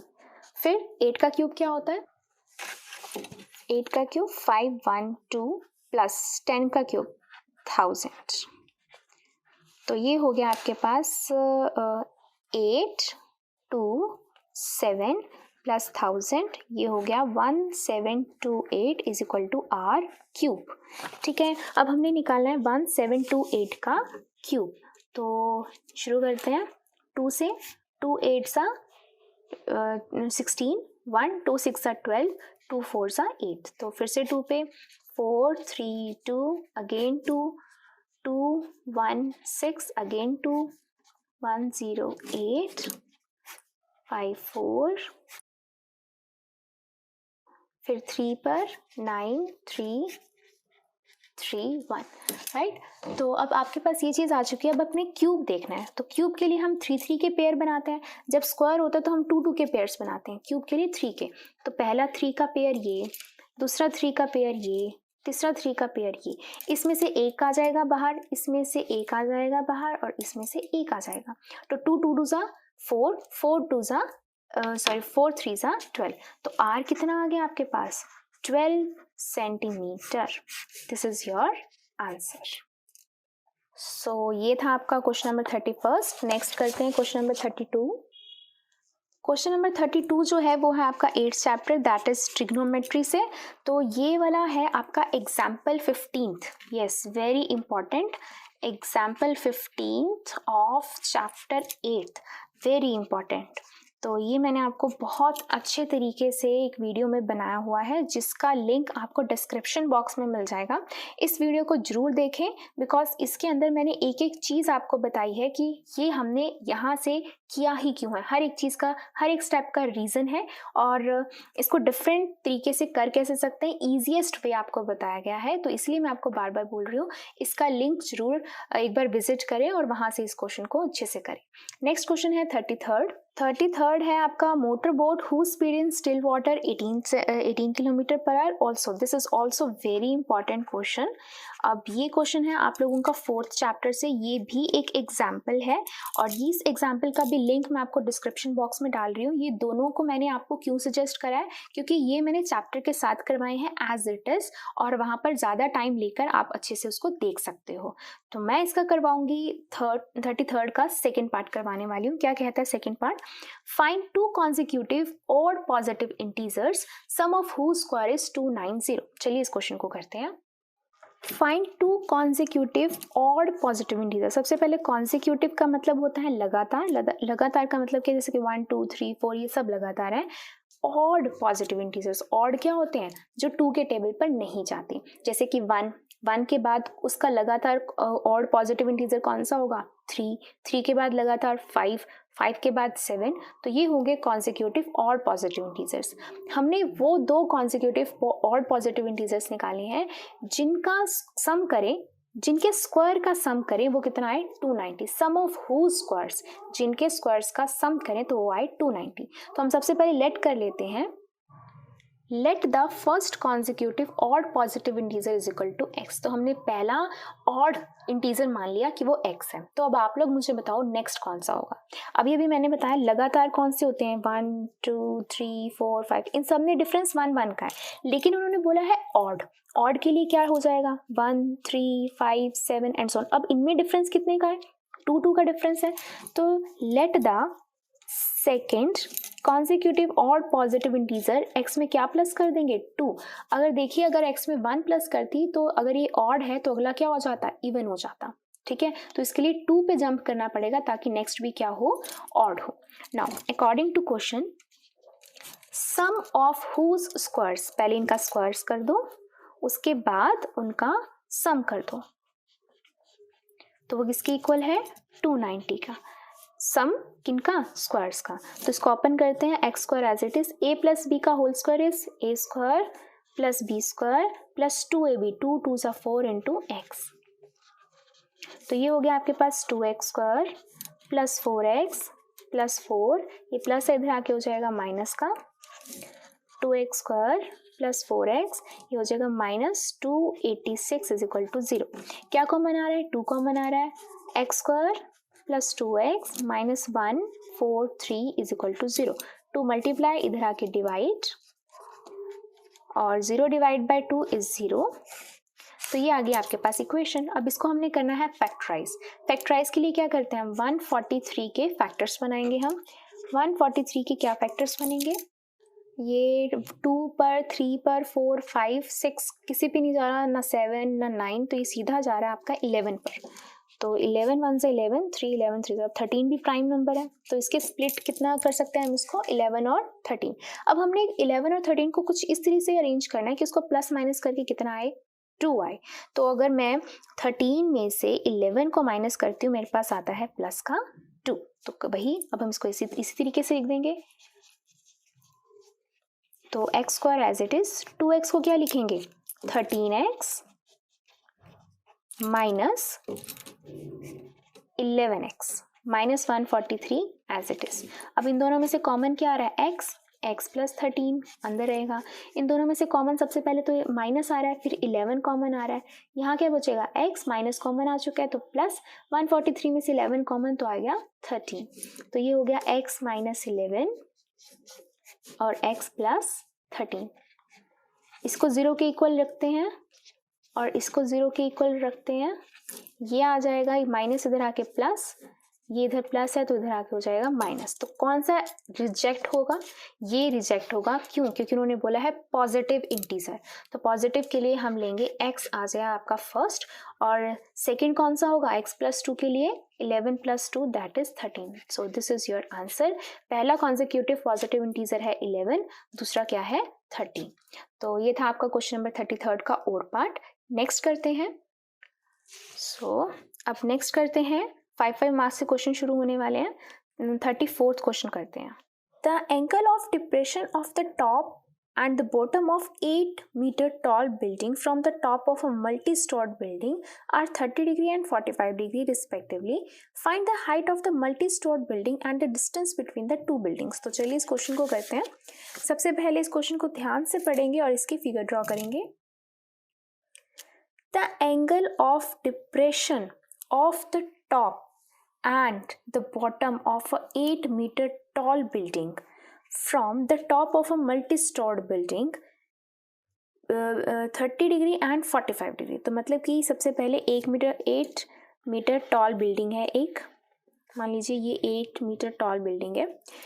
यहाँ पर इसकी टॉप और बॉटम पे जो एंगल ऑफ डिप्रेशन बन रहा है from the top of a multi storeyed building, यानी कि इसके सामने एक पक्का कोई ना कोई मल्टी स्टोर्ड बिल्डिंग है जिसकी टॉप से इसकी टॉप का एंगल ऑफ डिप्रेशन और इसकी बॉटम का एंगल ऑफ डिप्रेशन बन रहा है कितना 30 एंड 45 डिग्री। तो पहले मैं इसको ग्राउंड लेवल बना लेती हूँ, name it as A B.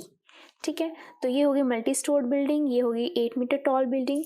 इसकी टॉप से इसकी टॉप का एक एंगल बन रहा है। तो हम डिप्रेशन एंगल कैसे बनाते हैं, हम बनाते हैं एक तरीके से हॉरिजॉन्टल लाइन ड्रॉ करते हैं और यहाँ से हम एंगल ऑफ डिप्रेशन बनाते हैं। ठीक है, तो ये कितना बन रहा है, टॉप से बन रहा है 30 डिग्री और इसकी बॉटम से जो एंगल बन रहा है वो कितना बन रहा है 45 डिग्री। तो ये टोटल है कितना 45 डिग्री। ठीक है, तो ये हो गए A B C and D. Okay, चलिए आगे चलते हैं। हमें क्या करना है, find the height of the multi storey building, इसकी हाइट बतानी है, and the distance between the two buildings, इन दो बिल्डिंग्स के बीच का डिस्टेंस बताना है। तो सबसे पहले अगर ये 8 है तो इतना पोर्शन तो इसका भी 8 ही होगा, ये भी 8 मीटर होगा। अगर ये 8 है, ये 8 है, मैं इसको मान लेती हूँ ये है h। तो total height of the multi storeyed building कितनी हो जाएगी, h प्लस 8 हो जाएगी। अब डिस्टेंस बिटवीन टू मतलब कि a और b का डिस्टेंस ये मान लेते हैं हम x है। ठीक है, तो चलिए शुरू करते हैं इस क्वेश्चन को। सबसे पहले अगर देखा जाए इन ट्राइंगल ABD, मुझे हाइट चाहिए, height of multi storey building. Height of multi storey building क्या है, AD है। ठीक है, तो AD किस में आ रहा है, ABD के अंदर आ रहा है। ठीक है, ABD के अंदर मेरे पास अगर ये एंगल हो, इसके सामने वाला क्या है, परपेंडिकुलर है। देखिए एक चीज़ बताना चाहूँगी मैं कि यहाँ पर क्या लिखा होता है, बिल्डिंग्स लिखा होता है, तो बिल्डिंग हमेशा ग्राउंड लेवल पे क्या होती है, 90 डिग्री पे होती हैं पूरी की पूरी। वर्टिकल टावर बोल लो, वर्टिकल बिल्डिंग बोलो, वो हमेशा ग्राउंड लेवल पर 90 डिग्री की होती हैं। राइट, इसके सामने वाली हाइपोटेन्यूज, हमें हाइपोटेन्यूज से कोई लेना देना नहीं है। और क्या निकालना है, डिस्टेंस बिटवीन टू, यानी कि ये निकालना है। ठीक है, तो मेन हमारा फोकस होना चाहिए किसके ऊपर, परपेंडिकुलर और बेस पे। अगर ये एंगल मेरे पास आ जाता है तो मैं क्या लगा सकती हूँ मैं tan। क्यों, पंडित बद्री प्रसाद हर हर भोले सोना चांदी तोले। तो ये tan, ये किसका कॉम्बिनेशन होता है, परपेंडिकुलर बाय बेस का कॉम्बिनेशन होता है। तो मुझे tan लगाना है। तो सबसे पहले मैं देखूँ ये एंगल होगा कितना, ये हॉरिजॉन्टल है। ठीक है, यानी कि ग्राउंड लेवल पे है, तो इसके ग्राउंड लेवल पे ये भी तो हॉरिजॉन्टल लाइन हुई। ठीक है, ये हॉरिजॉन्टल देन की दोनों के दोनों पैरेलल, और ये BD क्या हुई, एक ट्रांसवर्सल। सो दैट अगर ये एंगल 45 है, ये कंप्लीट एंगल, तो ये कंप्लीट कितना होगा 45। तो हम इसको कैसे लिखेंगे, सबसे पहले हम लिख लेंगे, यहाँ पे मान लेते हैं O, angle ODB is equal to angle DBA is equal to 45। क्या लिखेंगे, alternate interior angles. DO parallel AB because horizontal है, and BD is a transversal, तो ये होते हैं alternate interior angles. Right, okay, तो हमें मिल गया ये। अब हम लगाते हैं इन ट्राइंगल DAB, ये आ गया हमारे पास 45। क्या लगेगा, अभी बताया tan थीटा, और थीटा कितना है यहाँ पर 45 is equal to perpendicular by base. Perpendicular कितना है, इसके सामने वाला परपेंडिकुलर होता है, दैट इज AD। बेस क्या है आपके पास, AB। tan 45 की वैल्यू क्या होती है 1। आई होप आपने ये टेबल लर्न कर ली होगी, अगर नहीं की है तो आपको इसका लिंक आई बटन पर मिल जाएगा। तो ये टेबल है कंप्लीट ट्रिग्नोमेट्रिक रेशियोज की, डिफरेंट एंगल्स की। वहाँ पर आपको ट्रिक मिलेगी कि डिफरेंट एंगल्स की वैल्यू हम कैसे लर्न कर सकते हैं। तो इसीलिए मैं बार बार स्ट्रेस दे रही हूँ इस चीज़ पे, तो इसको जरूर लर्न करें। AD क्या है, टोटल H प्लस 8, और AB क्या है X, cross multiply x is equal to H plus 8 आ चुका है। ठीक है, ओके, नेक्स्ट चलते हैं। नेक्स्ट कौन सा ट्राइंगल है आपके पास, ये भी तो हो गया एक 90 डिग्री का, ABCD, इसको मान लेते हैं E। ठीक है, अब इसके अंदर ध्यान से देखो, ये भी हॉरिजॉन्टल है, ये भी हॉरिजॉन्टल है, ये दोनों पैरेलल हो गई। इसकी ट्रांसवर्स कौन सी हुई, CD ट्रांसवर्स हुई। अगर ये 30 है तो ये भी कितना होगा 30 डिग्री। तो क्या लिखेंगे, angle ODC is equal to angle DCE, ये वाला और ये वाला, दोनों के दोनों 30, रीजन अल्टरनेट इंटीरियर एंगल्स। तो अब ये कौन से ट्राइंगल में है, ये ट्राइंगल है DEC। अब यहाँ पर क्या चाहिए मेरे को, अगर ये x है तो ये भी कितना होगा x होगा। राइट, तो ये क्या है आपके पास h ये है x, तो यहाँ पर भी क्या लगेगा, tan लगेगा। tan 30 is equal to perpendicular that is DE और बेस EC। tan 30 की वैल्यू 1/√3, DE h है, EC x है, cross multiply √3h is equal to x आ गया। ये है आपके पास फर्स्ट इक्वेशन, ये है आपके पास सेकंड इक्वेशन। अब इन दोनों इक्वेशन से देखो किसकी वैल्यू आ रही है, x की ये भी वैल्यू है, x की ये भी वैल्यू, तो इन दोनों को क्या मैं इक्वेट कर सकती हूँ, यस। तो लिखेंगे क्या हम, इक्वेटिंग या फ्रॉम इक्वेशन 1 एंड 2। तो फर्स्ट इक्वेशन आपको क्या दे रही है, h + 8 और सेकंड क्या दे रही है, √3h। तो यहाँ पर क्या हो जाएगा, ये आ जाएगा आपके पास h वाली टर्म इधर आ जाएगी, √3h प्लस का इधर आके माइनस का, दोनों में से h कॉमन, क्या बचा, √3 - 1। यहाँ मल्टीप्लाई, यहाँ आके क्या हो जाएगा, डिवाइड। तो जब आपके पास रूट डिवाइड में कुछ इस तरीके का आ जाता है, √3 - 1, √2 + 1, कुछ इस तरीके का आ जाता है, तो हम क्या करते हैं वहाँ पे, रैशनलाइज। क्या होता है रैशनलाइज करना, हम मल्टीप्लाई करते हैं और डिवाइड करते हैं इसी चीज़ से, बस उसके सेंटर का जो साइन होता है वो चेंज कर देते हैं, √3 + 1 से मल्टीप्लाई, √3 + 1 से डिवाइड। ऐसा क्यों, क्योंकि ध्यान से देखिए नीचे क्या बन जाएगा आपका, a - b और ये क्या बन जाएगा, a + b which is equal to a² - b²। ये चीज़ लगाने के लिए हम क्या करते हैं, रैशनलाइज। ऊपर क्या बचेगा आपके पास, 8 √3 + 1 डिवाइड बाय, नीचे क्या बचेगा, √3 का square is 3 minus b is 1 का स्क्वायर इज 1, तो क्या हो जाएगा, 8 √3 + 1 डिवाइड बाय 2 को इससे कैंसिल किया, क्या आ गया, 4। किसकी वैल्यू चलती आ रही है, h की वैल्यू चलती आ रही है, तो ये आ गया 4 √3 + 1 इज इक्वल टू h। अब ये h क्या आया, no it is not the height of multi storey building. ये क्या आया आपके पास, h, सिर्फ ये चीज़ आई है। तो टोटल हाइट क्या है मल्टी स्टोर बिल्डिंग की, AD टोटल कितना है, h + 8। तो अब हम लिखेंगे यहाँ पर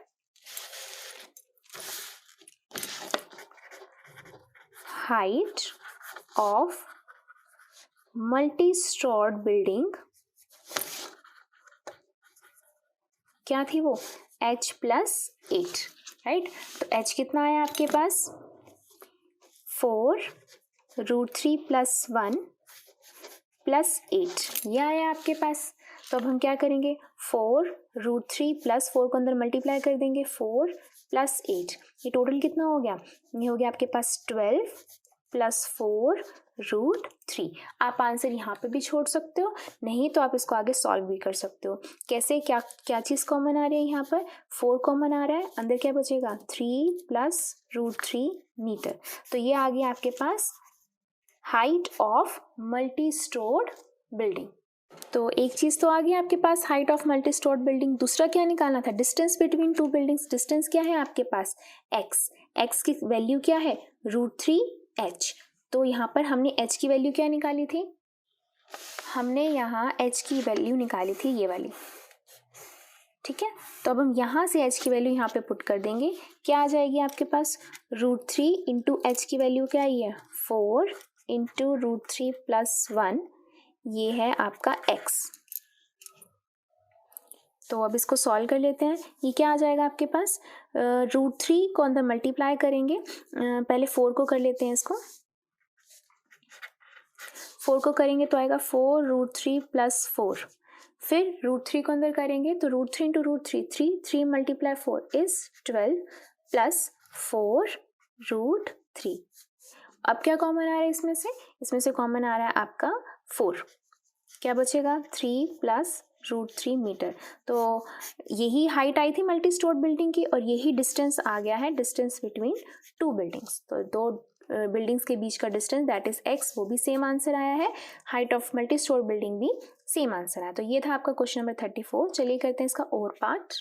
तो 34th क्वेश्चन क्या कहता है इसका और part, A 1.2 meter tall girl spots a balloon moving with the wind in a horizontal line at a height 88.2 meter from the ground. The angle of elevation of the balloon, उन्होंने हमें figure दी हुई है, तो पहले जितनी figure दी है मैं उतनी बना लेती हूँ। तो ये फिगर हमें दी हुई है, इसको देख के दोबारा से पढ़ते हैं क्वेश्चन। एक 1.2 मीटर टॉल गर्ल जो है वो एक बलून को देखती है हॉरिजॉन्टल लाइन में मूव करते हुए, कितनी हाइट पर? 88.2 मीटर, यानी कि पहले उसने यहाँ पर देखा 88.2 मीटर पर, from the ground. The angle of elevation of the balloon from the eyes of the girl at any instant is 60 degree. मतलब किसी एक टाइम पर जो एंगल ऑफ एलिवेशन था गर्ल की आईज से, उसका कितना बन रहा था? 60 डिग्री बन रहा था। ये रहा आपका एंगल ऑफ एलिवेशन, ठीक है। तो जब गर्ल उसको कभी भी एक टाइम पर देखा उसने, तो उसका एंगल ऑफ एलिवेशन, एलिवेशन क्या होता है? नीचे से ऊपर की तरफ होता है, तो वो कितना बन रहा था बलून का? 60 डिग्री बन रहा था। कुछ टाइम के बाद जो एंगल ऑफ एलिवेशन हो गया वो कम हो गया 30 डिग्री, ठीक है। तो अब देखो, पहले तो 60 बन रहा था, अब आपके माइंड में क्वेश्चन आ रहा होगा कि बलून इधर भी तो जा सकता था, ये इधर ही क्यों जा रहा है बलून? देखो, अगर बलून इधर जाता तो ये एंगल क्या हो जाता? 60 से बड़ा हो जाता, 70, 75, 80, 85, 90, राइट। लेकिन उन्होंने बोला है कि जो एंगल है वो कम हो रहा है, तो यानी कि 60 से कहाँ जाएगा कम होने के लिए? इधर जाएगा। तो बलून हमारा इधर जा रहा है, कितना एंगल बनाकर? अब वो एंगल बना रहा है कितना? 30 डिग्री, ठीक है। हमने बताना है कि find the distance travelled by the balloon during the interval. तो पहले जब 60 डिग्री था तो बलून यहाँ था, जब 30 डिग्री था बलून यहाँ था, तो अब मुझे क्या निकालना है? मुझे ये डिस्टेंस निकालना है कि बलून ने कितना डिस्टेंस ट्रेवल किया, ठीक है। तो अगर ये टोटल 88.2 है, ये कितना है आपका? 1.2, तो ये भी कितना हो गया? 1.2, ठीक है। और ऊपर वाला पार्ट कितना हो गया इसका? ये हो गया 87 मीटर, राइट। तो अब देखो, नाम कर देते हैं इसके A, B, C, D, E। अब ये 90-90 क्यों बनाए? क्योंकि ये जो है जो बिल्कुल है हॉरिजॉन्टल लाइन के बिल्कुल ऊपर की तरफ है, ठीक है। इतने वर्टिकल है तो उसको हम बना देते हैं 90-90 बना देते हैं, ठीक है। मुझे निकालना है BC, ठीक है। तो BC किसी ट्राइंगल के अंदर आ रहा है? BC का तो कोई ट्राइंगल नहीं बन रहा, लेकिन AC का ट्राइंगल जरूर बन रहा है। ये कौन सा बन रहा है? ACD, है ना, ACD, ये वाला ट्राइंगल। अब देखो, ACD के अंदर मैं एंगल कौन सा ले रही हूँ? ये 30 के सामने वाला क्या होता है आपका? हमेशा इस एंगल के सामने वाला परपेंडिकुलर होता है। CD अभी मैंने बताया कितना है? वो 87 है, क्योंकि इतना पोर्शन तो गर्ल की हाइट का है, तो ये हो गया 87। अब आपको चाहिए BC, ठीक है, लेकिन आएगा क्या? AC आएगा, है ना। तो अगर AC में से मैं AB माइनस कर दूं तो मेरे पास BC आ जाएगा। तो सबसे पहले मैं क्या लगाने वाली हूँ? ACD ट्राइंगल के अंदर लगाऊंगी tan। क्यों? क्योंकि मेरे पास परपेंडिकुलर है और बेस मुझे चाहिए, और परपेंडिकुलर बेस का रेशो क्या होता है? हमने अभी पढ़ा है, दैट इज tan। तो मैं लगाऊंगी in triangle ACD tan 30 is equal to perpendicular by base. Perpendicular है CD, बेस है AC, tan 30 इज √1/√3। CD की वैल्यू 87, AC हमें फाइंड करनी है। AC आ गया आपके पास 87√3 मीटर, ठीक है। मेरे पास आ गया AC, चाहिए मुझे BC, यानी कि मेरे को AB उसमें से माइनस करना पड़ेगा, है ना। तो अब AB किस ट्राइंगल के अंदर आ रहा है? वो आ रहा है ABE ट्राइंगल के अंदर आ रहा है ना। अब इस ट्राइंगल के अंदर क्या लगेगा? अब जितना इतनी हाइट पे चल रहा था, इतनी हाइट पे ये चल रहा था, यानी कि परपेंडिकुलर तो मुझे इसका भी पता है और बेस मुझे निकालना है, एंगल मुझे दिया हुआ, तो यहाँ पर भी मैं क्या लगाऊंगी? यस, tan लगाऊंगी। तो इन ट्राइंगल ABE क्या लग जाएगा?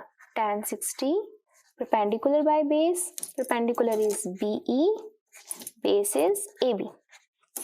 tan 60 की वैल्यू BE 87 है, जितनी ये हाइट पे था उतनी ये हाइट पे है, डिवाइड बाय AB निकालना है।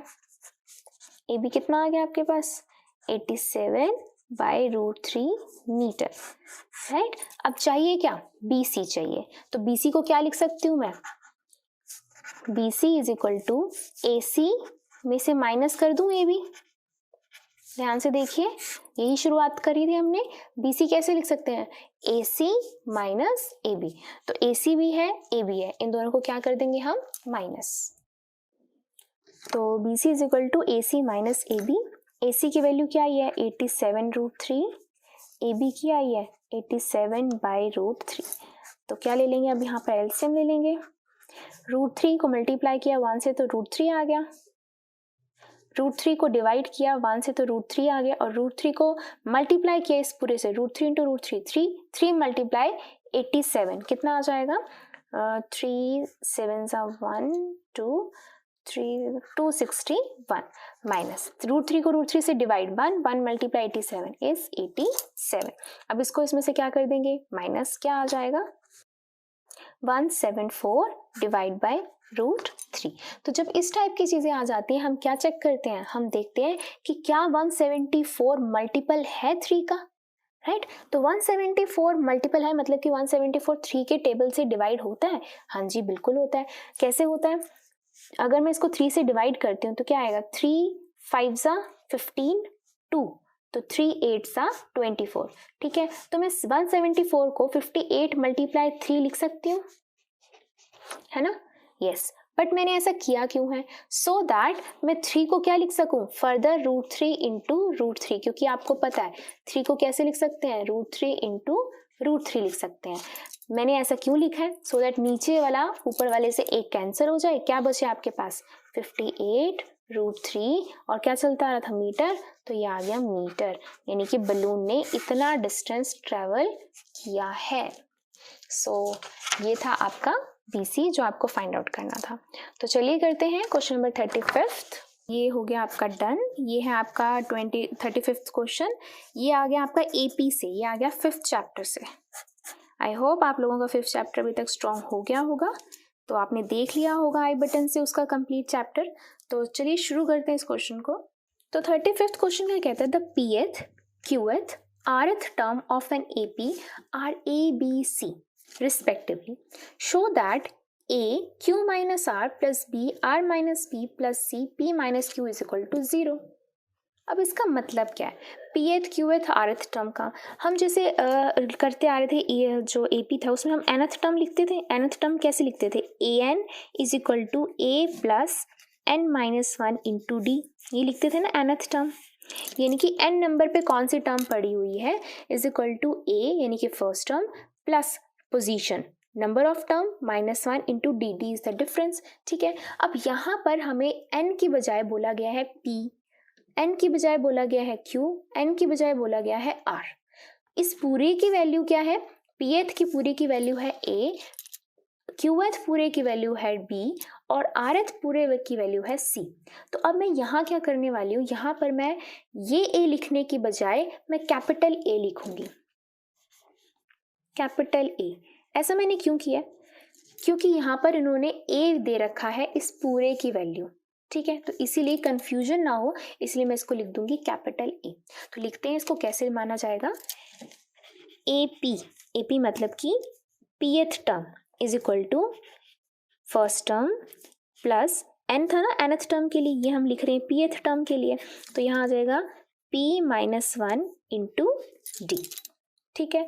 नेक्स्ट चलो Qth टर्म के लिए लिखते हैं A Q first term plus, अब n की जगह क्या आ जाएगा Q minus 1 into D। Next चलो Rth के लिए लिखते हैं AR is equal to first term plus R minus 1 into D। तो ये आ गई Pth term, Qth term, Rth term, ये आ गई। अब इस पूरे की वैल्यू क्या दी हुई है आपको A, ये पूरे की वैल्यू है A। अब इस पूरे की वैल्यू क्या है B और इस पूरे की वैल्यू क्या है C। तो Pth term is A, Pth term is A, Qth term is B, Rth term is C। इतना हमने लिख लिया।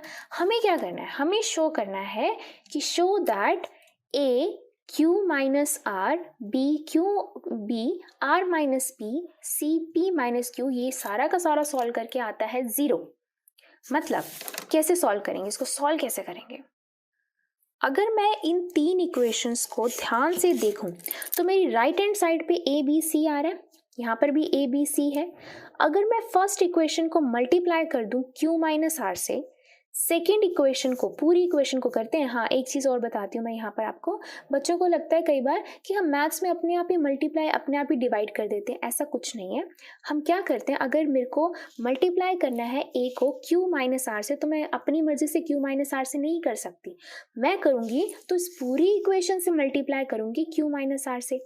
ऐसा क्यों? सो दैट अगर मैं इससे मल्टीप्लाई करती हूँ और इससे मल्टीप्लाई करती हूँ दोनों तरफ से, तो वो कैंसिल भी हो सकता है। Doesn't make any difference on the equation. इसीलिए हम जब भी मल्टीप्लाई करते हैं तो इक्वेशन की दोनों साइड करते हैं, जब भी डिवाइड करते हैं तो इक्वेशन की दोनों साइड, या ऐड या सब्ट्रैक्ट करते हैं तो दोनों की इक्वेशन की दोनों साइड करते हैं, सो दैट आपकी इक्वेशन इम्बैलेंस ना हो। राइट? तो अब यहाँ से क्या पता चल रहा है मेरे को कि फर्स्ट इक्वेशन को मल्टीप्लाई करना पड़ेगा मुझे क्यू माइनस आर से, और सेकेंड इक्वेशन को मल्टीप्लाई करना पड़ेगा आर माइनस पी से, थर्ड को पी माइनस क्यू से, और फिर तीनों इक्वेशन को क्या कर देंगे हम, क्या लगाया हुआ बीच में, प्लस। Very good. तो क्या लिखेंगे यहाँ पर, मल्टीप्लाई इक्वेशन 1, इसको फर्स्ट, इसको सेकेंड, इसको थर्ड। फर्स्ट बाय किससे करेंगे, क्यू माइनस आर से, second by R minus P से, third by P minus Q से, एंड ऐड देम, और उन सबको क्या कर दो, ऐड कर दो। तो क्या होगा फर्स्ट वाली के लिए, फर्स्ट वाली में ये आ जाएगा a q minus r plus b are minus P plus c P minus q is equal to, अब ये सारी टर्म तो एक साइड आ गई, अब इज इक्वल टू में मुझे ये सारी टर्म चाहिए। अब इसको देखो ध्यान से, इज इक्वल टू ए, अब इस पूरी को भी तो हम क्यू माइनस आर से कर रहे हैं, तो लिखते हैं a q minus r plus q minus are into p minus 1 into d. मैंने क्यू माइनस आर को इस पूरी से किया है ना, तो इसके लिए भी आ गया क्यू माइनस आर और इसके लिए भी आ गया क्यू माइनस आर। अब नेक्स्ट पे चलो, बीच में ऐड भी है तो प्लस कर देंगे। अब सेकंड वाले को आर माइनस पी से करना है, इसको करो आर माइनस पी से, A R minus P plus, अब इसके लिए R minus P into Q minus 1 into D. फिर से क्या हो जाएगा, प्लस ऐड करना है, थर्ड वाली को करना है पी माइनस क्यू से। थर्ड वाली में ये है A P minus Q plus P minus Q into R minus 1 into D. Right? तो अब देखो ध्यान से इस चीज़ को, लेफ्ट हैंड साइड पे तो मेरा ये आ गया पूरा का पूरा जो मुझे ये चाहिए। राइट हैंड साइड पे यहाँ क्या है, 0, लेकिन राइट हैंड साइड पे ये पूरी की पूरी इक्वेशन है ना। तो अब मुझे राइट हैंड साइड को सॉल्व करना है और उसका आंसर क्या लेकर आना है, क्या आएगा, 0 आएगा। तो चलिए शुरू करते हैं कैसे। अब ए को अंदर मल्टीप्लाई करो, ये बहुत इंटरेस्टिंग होने वाला है। आप लोगों को देखने से लग रहा है अरे पता नहीं कितनी सारी मल्टीप्लाई है, बहुत इंटरेस्टिंग होने वाला है, इसको ध्यान से देखना। A into Q minus a into r, आगे चलो, क्यू पी डी, ये तीनों मल्टीप्लाई में तो इसको लिख देते हैं क्यू पी डी। आगे चलो, अब क्यू को इससे भी मल्टीप्लाई करना है -1 से, तो Q -1 into Q, minus Q into D भी है, तो मैंने पहले क्यू को मल्टीप्लाई किया पी डी से, फिर क्यू को मल्टीप्लाई किया -1 डी से, तो ये 2 टर्म आ गई। नेक्स्ट अब आर की बारी है, आर को करो पी से, माइनस आर पी और इंटू डी भी है। आगे चलो, माइनस आर इंटू -1 इस प्लस आर इंटू साथ में डी भी है। ठीक है, आगे चलते हैं। अब ए को इससे करते हैं, plus A R minus A P, ये हो गया। अब इसको करते हैं multiply, plus R Q D, R को मल्टीप्लाई करेंगे -1 से, तो माइनस आर इंटू डी। अब पी की बारी, minus P into Q into D अब माइनस पी इंटू -1 तो प्लस पी और साथ में डी भी है, ये भी हो गया।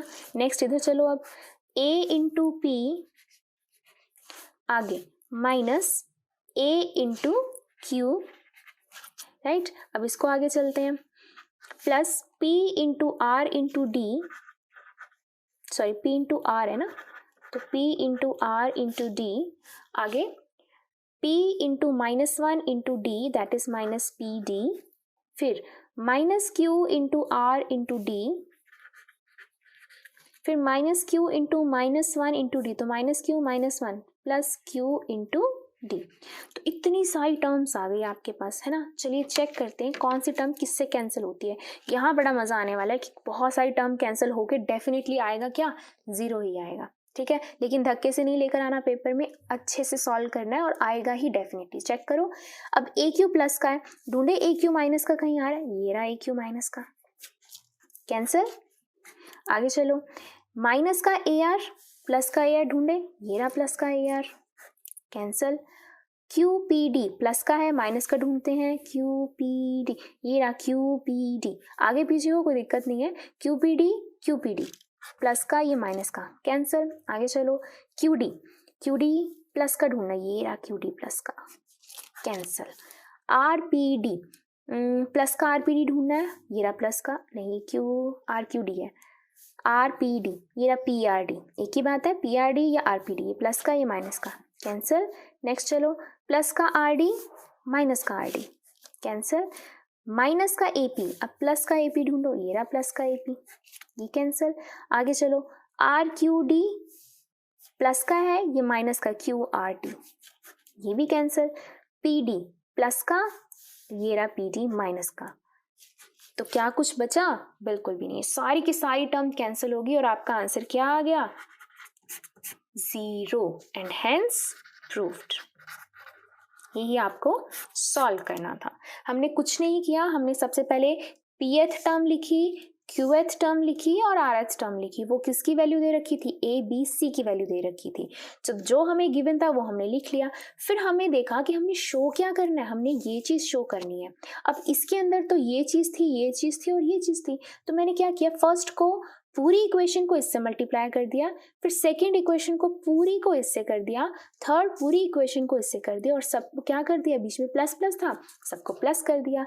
तो लेफ्ट हैंड साइड तो ये आ गई, राइट हैंड साइड में सारा का सारा सॉल्व करके क्या आ गया, 0। बहुत अच्छा क्वेश्चन था, कुछ भी नहीं बचा। तो 36 क्वेश्चन क्या कहते हैं, बिल्कुल लास्ट क्वेश्चन है। A survey regarding the height in centimetre of 51 girls of class 10th of a school was conducted and the following data was obtained. सबसे पहले ये कौन से क्वेश्चन में से है, ये चैप्टर है आपका 14 दैट इज स्टैटिस्टिक्स और उसका भी एक एग्जाम्पल है, तो उसको ध्यान से देखते हैं, इंपॉर्टेंट है ये चीज़। तो हमें क्या दिया हुआ है कि 51 गर्ल्स के ऊपर सर्वे किया गया है, 10th क्लास के स्टूडेंट्स हैं। तो उन्होंने क्या किया, हाइट के ऊपर उनका एक डाटा रिकॉर्ड किया गया, ठीक है, और हमें उसका क्या बताना है, मीडियन हाइट और मीन बताना है। तो हाइट के ऊपर कैसे डाटा रिकॉर्ड किया गया, उन्होंने देखा कि ये देखिए हाइट जो है सेंटीमीटर्स में, उन्होंने नोटिस करा कि 140 सेंटीमीटर से कम कितनी गर्ल्स की हाइट है, उन्होंने देखा 4 है। 145 सेंटीमीटर से कम कितनी गर्ल्स की हाइट है, 11 है। ऐसे ही इन्होंने डाटा पूरा का पूरा बना लिया। अब हमें बताना है मीडियन, ठीक है। तो मीडियन निकालने के लिए सबसे पहले हमें देखना पड़ेगा कि ये चीज़ हमें दी भी क्या हुई है, ठीक है। तो बच्चों को सबसे पहले देखते ही लगता है कि ये फ्रीक्वेंसी है, बट ध्यान से देखिए ये फ्रीक्वेंसी नहीं है। ऐसा क्यों, क्योंकि उन्होंने बोला कि टोटल 51 गर्ल्स हैं, ठीक है, टोटल 51 गर्ल्स हैं। अब देखिए यहाँ पर उन्होंने बोला लेस देन 165 51 गर्ल्स हैं, तो क्या ये फ्रीक्वेंसी हो सकती है, 51 से तो ज़्यादा नहीं हो सकता और इन सबको प्लस करेंगे तो बहुत ही ज़्यादा आ रहा है 51 से, तो ये फ्रीक्वेंसी तो नहीं है। ये क्या दी हुई है, ये आपको दी हुई है कॉम्यूटेटिव फ्रीक्वेंसी। अब क्या होती है कॉम्यूटेटिव फ्रीक्वेंसी, इस डाटा को दोबारा ध्यान से समझते हैं क्या कहना चाहते हैं। वो कहते हैं 140 सेंटीमीटर से कम कितनी लड़कियों की हाइट है, 4। 145 सेंटीमीटर से कम कितनी लड़कियों की हाइट है, 11। अब ये जो 11 है इसके अंदर ये 4 भी तो इंक्लूड हुई, कैसे, 145 से कम तो 140 भी तो है ना, तो यानी कि 145 से कम 4 प्लस बाकी जितनी भी 140 से लेकर 145 तक के बीच में जितनी लड़कियां आई वो हो गई 11। नेक्स्ट पढ़ते हैं 150 से कम कितनी लड़कियों की हाइट है 29। अब 29 का मतलब क्या है 150 से तो कम 145 वाली भी है, उससे कम 140 वाली भी है, तो यानी कि इन सबका प्लस करके कितना आ गया 29। इस तरीके से सबका प्लस कर करके क्या आ गया 51 आ गया। यानी कि 165 से तो कम इन सभी की हाइट होगी ना, तो वो टोटल कितनी आ गई आपके पास 51। तो अब हम इसको नॉर्मल डाटा में कन्वर्ट करेंगे। सबसे पहले लेस देन वाले टाइप को हम नॉर्मल क्लास इंटरवल में कन्वर्ट करेंगे। कैसे करते हैं, तो मैंने यहाँ पर टेबल बना लिया। सबसे पहले क्लास इंटरवल का मतलब क्या है कि इन्होंने क्या बोला गया less than 40 140 less than 145 less than 150, ये क्या है 5 का डिफरेंस है। तो यहाँ पर लेस देन 140 क्या होगा 5 कम कर दो, क्या होगा 135 टू 140 गर्ल्स कितनी है। नेक्स्ट क्या होगा 140 से 145, नेक्स्ट क्या होगा इसके लिए लेस देन 150, यानी कि लेस देन 150 मतलब हम लेंगे डाटा 145 टू 150। नेक्स्ट के लिए 150 टू 155, क्या नेक्स्ट भी आएगा 165 टू 117, नहीं, क्यों, क्योंकि उन्होंने बोला लेस देन 165, यानी कि 165 से कम, इससे ज्यादा की बात हम नहीं कर रहे। ठीक है, अब हमने क्या बनानी है, बिल्कुल फ्रीक्वेंसी बनानी है। अब फ्रीक्वेंसी कैसे बनाएंगे इसको ध्यान से देखते हैं। लेस देन 140 कितनी है 4 है। ठीक है, तो 140 ये हो गई 4, सीधा सीधा पहले तो हमने इतना लिख दिया। अब उन्होंने बोला लेस देन 145 से कम है 11। ठीक है, अब ये जो 11 है इसके अंदर ये 4 भी तो इंक्लूड है, क्योंकि 145 से कम 140 वाली भी है।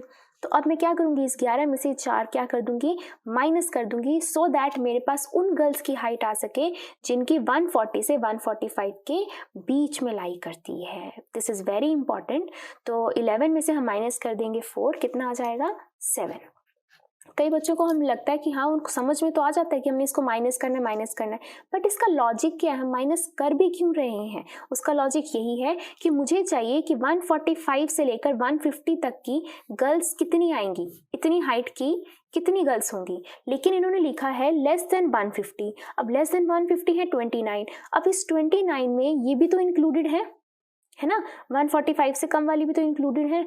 तो अब हम क्या कर देंगे, अब 145 से कम वाली को हम माइनस कर देंगे, सो दैट मेरे पास किसका गर्ल्स का आ सके डाटा 145 से 150 तक का।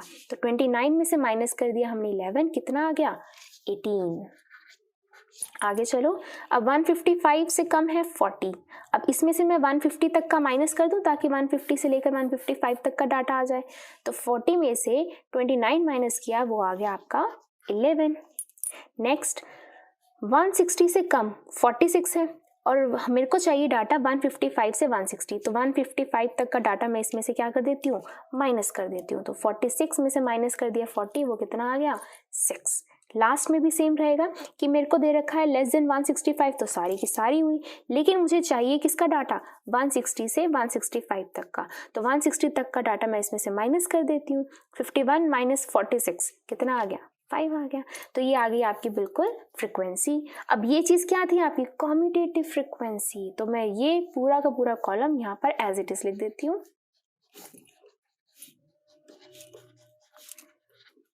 राइट, तो ये आ गई आपकी कम्यूटेटिव फ्रीक्वेंसी। आपको चाहिए क्या, आपको निकालना है मीडियन। ठीक है, तो मीडियन का फॉर्मूला क्या होता है, तो मीडियन का फॉर्मूला होता है L plus n/2 minus CF divide by F into H।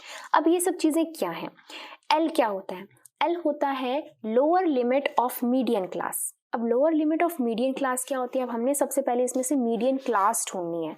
Median class क्या होगी, मीडियन क्लास हम निकालते हैं सबसे पहले फ्रीक्वेंसी का सबका प्लस कर दो, तो ये टोटल नंबर ऑफ गर्ल्स कितनी थी 51, तो ये टोटल आएगा आपका 51।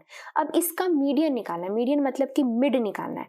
तो मिड क्या होता है, इसको हम बोलते हैं n आ गया 51।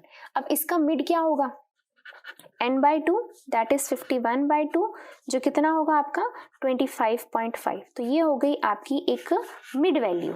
ठीक है, तो ये आ चुकी है कुछ मीडियन। ठीक है।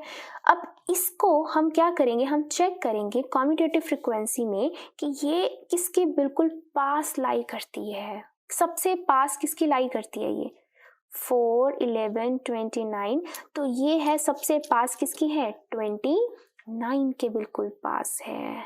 ठीक है, वैसे हम क्या देखते हैं कि इससे बिल्कुल एक बड़ी वाली, ठीक है, सबसे 25 पॉइंट्स, अगर यहाँ पे 26 होता तो मैं 29 की बजाय क्या लेती, 26 लेती। क्यों, क्योंकि वो उससे जस्ट बड़ी है। तो यहाँ पर 25.5 से जस्ट बड़ा नंबर कौन सा हुआ, 29।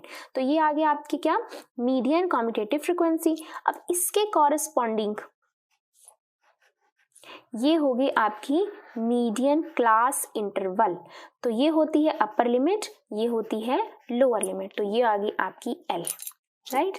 तो आपका एल आ चुका है कितना, 145। तो यहाँ मैं पुट कर देती हूँ एल की जगह पर 145 प्लस n/2 क्या होता है, n/2 हमने अभी निकाला 25.5। तो यहाँ लिख देते हैं 25.5 माइनस CF। अब CF क्या होता है, कम्यूटेटिव फ्रीक्वेंसी।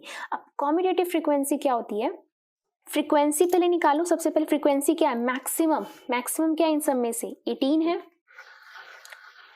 इसके कॉरेस्पॉन्डिंग ना होकर इससे प्रीसीडिंग वन, प्रीसीडिंग मतलब कि इससे ऊपर वाली, इसको हम क्या बोलते हैं, कम्यूटेटिव फ्रीक्वेंसी। तो यहाँ पर हम CF क्या लिखेंगे, 11 divide by frequency that is 18 into H क्या होता है, इनके बीच का क्या, हाइट, यानी कि कितना डिफरेंस है। तो H में कितना डिफरेंस है इन सब में, 5 का डिफरेंस है। तो हम यहाँ लिख देते हैं इंटू 5। बस हमने इसको अब कैलकुलेट कर लेना और आपका क्या आ जाएगा, मीडियन आ जाएगा। चलिए कैलकुलेट करते हैं इसको। 145 एज इट इज, 25.5 में से 11 माइनस हो जाएगा, कितना आ जाएगा, ये चीज आ जाएगी। अब क्या करेंगे, हम इसका पॉइंट हटाएंगे, नीचे क्या लगा देंगे, 10 लगा देंगे। 5 2 जा, तो ये हो जाएगा 145 प्लस 145 डिवाइड बाय 36। तो ये हो गया 145 प्लस, जब हम 145 को 36 से डिवाइड करेंगे तो आपके पास आएगा समथिंग लाइक 4.03। तो 4.03, इसको जब हम इसे प्लस कर देंगे तो कितना आ जाएगा, 149.03। तो ये आ चुका है आपका क्या, मीडियन। सो ये था आपका मीडियन। नेक्स्ट क्या निकालना है, मीन। अब मीन कैसे निकालते हैं, मीन निकालने के आपने 3 फॉर्मूलाज पढ़े हुए हैं, लेकिन हम यहाँ पर सबसे सिंपल यूज करेंगे, दैट इज डायरेक्ट मेथड। तो डायरेक्ट मेथड क्या होता है, डायरेक्ट मेथड का फॉर्मूला है आपके पास x बार का मतलब कि mean is equal to sigma FI/XI divide by FI। अब ये FI/XI क्या है, ठीक है, और ये FI क्या है, सिग्मा FI का मतलब है समेशन ऑफ फ्रीक्वेंसी, ठीक है, यानी कि सम ऑफ ऑल फ्रीक्वेंसीज, ठीक है। तो ये है आपके पास सिग्मा FI, ये है 51। अब ये FI/XI क्या है, सबसे पहले FI तो यही हो गया, XI क्या होता है, XI का मतलब होता है आपका मिड वैल्यू। अब ये मिड वैल्यू कैसे निकाली जाती है, XI होती है upper limit plus lower limit divide by 2। अब ये अपर लिमिट लोअर लिमिट क्या है, ये upper limit plus lower limit divide by 2। इस तरीके से करेंगे तो आपकी पूरी ये आपकी पूरी XI आ जाएगी। कैसे, 135 प्लस 140 कितना हो गया, 275 डिवाइड बाय 2 कितना आएगा, 137.5, राइट। नेक्स्ट चलो, नेक्स्ट के लिए 140 प्लस 145 ये हो गया 285 डिवाइड बाय 2 ये कितना आ जाएगा, 142.5। तो अब आप यहाँ पे आगे ऐसे कैलकुलेट करते रहो, या देख लो कि इसका और इसका कितने का डिफरेंस है, 5 का डिफरेंस है, तो आगे 5 का बढ़ाते रहो। तो नेक्स्ट कितना आ जाएगा, इसमें 5 प्लस कर दो 147.5, नेक्स्ट 5 प्लस कर दो कितना आ जाएगा 152.5, नेक्स्ट प्लस कर दो 157.5, 162.5। तो ये आ चुकी है आपके पास XI। चाहिए क्या हमें, FI/XI। तो नेक्स्ट कॉलम किसका होगा, FI/XI का, मतलब हमने FI और xi को मल्टीप्लाई करके यहाँ पर लिखते रहना है।